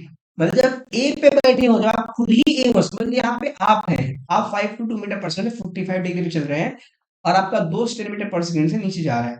अब आप कहते हैं कि आपका दोस्त आपके लिए कितने से चल रहा है। अब इसको विजुलाइज कर पा रहे हैं कैसे होगा? इतना कॉम्प्लिकेटेड होगा। आप अब करना चाहिए, मैं करा देता हूँ विजुलाइज। आप एक्चुअल में आगे जा रहे हैं 5 से, बट आपका दोस्त तो इसमें चल नहीं रहा है, तो आपके लिए आपका दोस्त पीछे जा रहा होगा। आप आगे जा रहे हैं, कार से आप आगे जाते हैं, बट आपके लिए जो ट्रीज हैं, जो बाकी सब हाउसेस बिल्डिंग्स हैं, वो आपके लिए पीछे जा रहे होते हैं, क्योंकि मोशन में हम खुद को नहीं मानते, जहां पे हम होते हैं उसको रिलेटिवली रेस्ट पे मानते हैं। तो चल तो आप रहे थे एक्स में, बट आप अपने दोस्त को बोलेंगे कि वो नेगेटिव में चल रहा है, क्योंकि आपको मेरा रिलेटिव लेक्चर याद हो, मैंने बोला जब भी हम फ्रेम को चेंज करते थे, अपनी वेलोसिटी को नेगेटिव कर देते हैं, वेलोसिटी एक्सेलरेशन जो कुछ भी होता है उसका उल्टा करके सबको दे बांट देते हैं। हर जगह ही करते हैं हम लोग। तो यहाँ पे क्या हुआ, एक्स को 5 था, बट इसका उल्टा करके इसको दे दिया मैंने, और वाई में खुद ऊपर जा रहा था, इसका उल्टा करके इधर बढ़ा दूंगा, और इसको पहले से 10 था। तो ये अगर मैं ये जो वेक्टर क्वांटिटी है ना, ये A with respect to B है, मतलब बी में इसके बाद दो क्वांटिटी ऐड हो जाएगी, 10 + 5 15 हो जाएगी, और एक्स में -5, मतलब ये ऐसे कुछ इतने डायरेक्शन से एक्स के लिए, सॉरी ए के लिए बी ऐसे उधर जा रहा है। मतलब बी के लिए अगर मैं देखूं, तो बी के लिए बी के लिए ए बी के लिए ए कैसे जाएगा, बी के लिए ए, ये क्या velocity of B with respect to A, velocity of B with respect to A, velocity of B निकालिए मैं ए के रिस्पेक्ट में, तो उसमें कलर इन दोनों का रिजल्टेंट करूंगा, तो इसका रिजल्टेंट कुछ यहाँ आएगा, ये रिजल्टेंट, मतलब ए के लिए बी कुछ ऐसे जा रहा होगा, ए के लिए बी कुछ ऐसे जा रहा होगा, ठीक है। अब इसको फॉर्मूले से निकाल के दिखाते हैं। ये तो वेक्टर क्वांटिटी थी, फॉर्मूले से कैसे निकालने, वैल्यूज पुट कर लीजिए। तो वैल्यूज क्या क्या है बताइए। तो वेलोसिटी ऑफ बी, ये हो जाएगा -10 i cap, sorry 10 j cap, then minus times velocity of a, velocity of a कितना है 5 i cap and 5, sorry +j cap. इसको सॉल्व कर लें तो 10 j कैप, पहले आई कैप को दिखता हो तो माइनस का 5 i कैप आ जाएगा पहले, देन 10 j, और प्लस माइनस माइनस जाएगा तो माइनस का 15 j। हाँ बिल्कुल सही बोल रहा था। तो देखिए ना, एक्स में आ रहा है माइनस का 5 i कैप, जे में आ रहा है 15 का j कैप। तो मतलब ए के लिए अगर ए यहाँ पे कहीं बैठा हो, ए लेट से यहाँ पे बैठा हो, जहाँ पे भी हो, वो देखेगा कि अगर उसके लिए एक्स इधर है, वाई इधर है, तो वो देखेगा कि उसके लिए उसका दोस्त ऐसे डायगोनली जा रहा है, कुछ यहाँ पे ऐसे, इस वेक्टर को यहाँ पे मैंने शिफ्ट कर दिया बस, ठीक है। कहने का वेलोसिटी, रिलेटिव वेलोसिटी समझ रहे हैं मैं कैसे कर रहा हूँ। तो इतना ही है अभी, आज के लिए इतना ही रखते हैं, दो एग्जांपल बहुत है। तो इन दो एग्जांपल को क्या सीखना है, vector addition, vector subtraction relative में कैसे करते हैं। वो तो वेक्टर एडिशन सब्ट्रैक्शन हमने पढ़ा था कि मैं आपको दो वेक्टर देता था ऐड करने के लिए, दो वेक्टर देता था सब्ट्रैक्ट करने के लिए वेक्टर्स वाले लेक्चर में। अब यहाँ पे उसका यूज है, यहाँ पे लोग उसको इम्प्लीमेंट कर रहे हैं कि इम्प्लीमेंट कैसे करना है जरूरत। अब आपको कहीं बोलेगा नहीं कि दो वेक्टर को ऐड करिए, तो सीधे बोलेगा कि velocity of B with respect to a बताइए। तो आपको खुद से समझ आना चाहिए velocity of B with respect to a क्या है। Velocity of b minus velocity of a, मतलब दो वेक्टर का सब्ट्रैक्शन है। मैंने क्या बोला, subtraction is kind of addition, कि एक चीज को नेगेटिव करके ऐड कर दीजिए दूसरे में, तो ये एडिशन ही है एक तरीके से। तो मिला जुला के आप फिर से बैक जा रहे हैं, बट यूज हो रहा है आगे, आ रहा है बात समझ में। तो दो एग्जाम्पल इसमें हमने करा है। अब आगे हम लोग आगे स्टार्ट करते हैं। लेट्स से आगे स्टार्ट करते हैं, मैंने प्रॉब्लम है, फिर कुछ प्रॉब्लम्स लेना स्टार्ट करते हैं अभी, कि एक्चुअल में प्रॉब्लम जो पेपर में आते हैं वो एक्चुअली ये जो हमने कराया है, ये प्रॉब्लम का उस क्वेश्चन का मतलब स्टार्ट करने के बाद जब आप वैल्यूज निकाल लेंगे तो एट द एंड आपका फ्रेम ये बन जाएगा ऐसे। इस फ्रेम को सॉल्व करने का आपका आंसर है, बट ये फ्रेम सॉल्व करना समझा दिया, इम्प्लीमेंट करना सिखा दिया। अब क्वेश्चन जो स्टेटमेंट में गिवन होगी उसको इस फॉर्म में कन्वर्ट कैसे करना है, तो हम लोग नेक्स्ट लेक्चर से देखेंगे। तो एक्चुअली जो क्वेश्चन आएंगे आपके पास वो लैंग्वेजेस में गिवन होगा, उसको उसमें फॉर्म में कन्वर्ट करना पड़ेगा। तो इसलिए मैं बोला था कि वेक्टर एडिशन कोई ऐसा चीज नहीं है जो आपको फिजिक्स में पूछी जाएगी अलग से, बट उसका यूज हर जगह भी आगे पड़ेगा, ठीक है। तो आई थिंक अभी तक आपको इतना लेक्चर समझ आया होगा, तो बहुत बढ़िया है। कोई भी चीज नहीं समझ आई तो आप डाउट में पूछ सकते हैं। अगर आपको कोई इमेज का फोटो है जो यूट्यूब पे नहीं आ सकता, तो मैं टेलीग्राम का लिंक दे दे रहा हूँ डिस्क्रिप्शन में, आप वहाँ पे क्वेश्चन पोस्ट कर सकते हैं। वहाँ पे लोग हैं, अगर आपके दोस्त मतलब कोई भी है उसमें, अगर वो खुद ऐप का आंसर दे देते हैं सॉल्व करके तो ठीक है। अगर किसी आंसर गलत रहा या फिर कोई नहीं आंसर देता है, तो मैं खुद आपका क्वेश्चन सॉल्व करके उस पर पोस्ट कर दिया करूंगा, ठीक है। तो यहाँ से आपका डाउट भी क्लियर हो जाएगा। बाकी अपने लेवल पे क्वेश्चंस लगाते रहिए। और रही बात प्रैक्टिस की डीपीपी और मॉड्यूल की, तो मैं सबसे बड़ा प्रेफर करता हूँ कि पहले देखिए पीवाईक्यू इतने नहीं थे, पीवाईक्यू भर भर के आपको अलग से डीपीपी पीवाईक्यू मॉड्यूल, सॉरी अलग से डीपीपी मॉड्यूल और बुक्स की जरूरत नहीं है। आपको अगर बेसिक लेवल पे तैयारी करनी है, बेसिक्स क्वेश्चन करने हैं, तो नीट की पीवाईक्यू उठा लीजिए। थोड़े मतलब बेसिक से फिजिक्स के उठा लीजिए, अभी रिसेंट के फिजिक्स के आसान आ रहे हैं। अगर थोड़े से मीडियोकर लेवल के फिजिक्स क्वेश्चन करने हैं तो जेई मेंस के पुराने वाले पीवाईक्यू उठाइए। लेट्स से 2021 है, फिर 2021 है, 18 से पहले वाले है ना, उसके पहले जेई मेंस थोड़ा कम शिफ्ट हुआ था, तो थोड़ा अच्छे क्वेश्चन आते थे। और अगर आपको वाकई में अच्छे लेवल का क्वेश्चन करना है, आपको पूरा चैप्टर पे पूरा कॉन्फिडेंस आ गया है, तो एडवांस की पीवाईक्यू उठा लीजिए। और मेरा विश्वास मानेगा, सिर्फ पीवाईक्यू पीवाईक्यू करते तो भी आपका काम हो जाएगा। पहले क्या होता था, पीवाईक्यू इतनी मार्केट में नहीं थी, तो हमें क्वेश्चंस कम रहते थे। तो इसलिए हम लोग क्या करते थे, एक्सटर्नल सोर्सेस का हेल्प लेते थे, कोई बुक्स, कहीं मॉड्यूल, कहीं हेल्प डीपीपी। बट अभी जो इतने सारे पीवाईक्यू पड़े हैं कि पीवाईक्यू सिर्फ लगाते रहो, पीवाईक्यू नहीं खत्म होने हैं। तो फिर हम अलग से कोई एक्स्ट्रा मटेरियल क्यों लें। हम लोग क्या कर रहे हैं कि हम लोग क्यों मॉड्यूल लगाते हैं कि हमें एग्जाम से रिलेवेंट क्वेश्चन मिलेंगे। अरे भैया, आप एग्जाम से रिलेवेंट क्यों क्वेश्चन खोज रहे हो, आप सीधे एग्जाम के क्वेश्चन करो ना। आप एग्जाम के रिलेवेंट क्यों क्वेश्चन खोज रहे हो, या सीधे एग्जाम का क्वेश्चन करो। आना तो एग्जाम का, जो एग्जाम बना रहे थे दिन से क्वेश्चन तो ऐसे आने हैं ना, सीधे वो क्वेश्चन लगाओ। सबसे बढ़िया प्रैक्टिस के लिए वो क्वेश्चन है। और उसका फायदा क्या है कि आप उसको दो तीन बार कर लेते हैं, कि भाई क्यों रिवीजन कर लेते हैं। तो फिजिक्स के लिए मेंस में जो ट्रेंड चल रहा है, अगर ढंग से 5 साल के पीवाईक्यू लगा रखे तो अच्छी डिसेंट परसेंटाइल आ जाएगी, ठीक है। तो प्रैक्टिस के लिए वही करिए, क्वेश्चन जो डाउट है मुझे बताइए। यहाँ तक लेक्चर आई थिंक बढ़िया ही चल रहा है। तो ठीक है, अभी फिर मिलते हैं नेक्स्ट लेक्चर में, नेक्स्ट वहां से स्टार्ट करते हैं। अभी तक के लिए लेक्चर को एंड करते हैं, तब पढ़ते रहिए। Best of luck, have a good day. Radhe Radhe.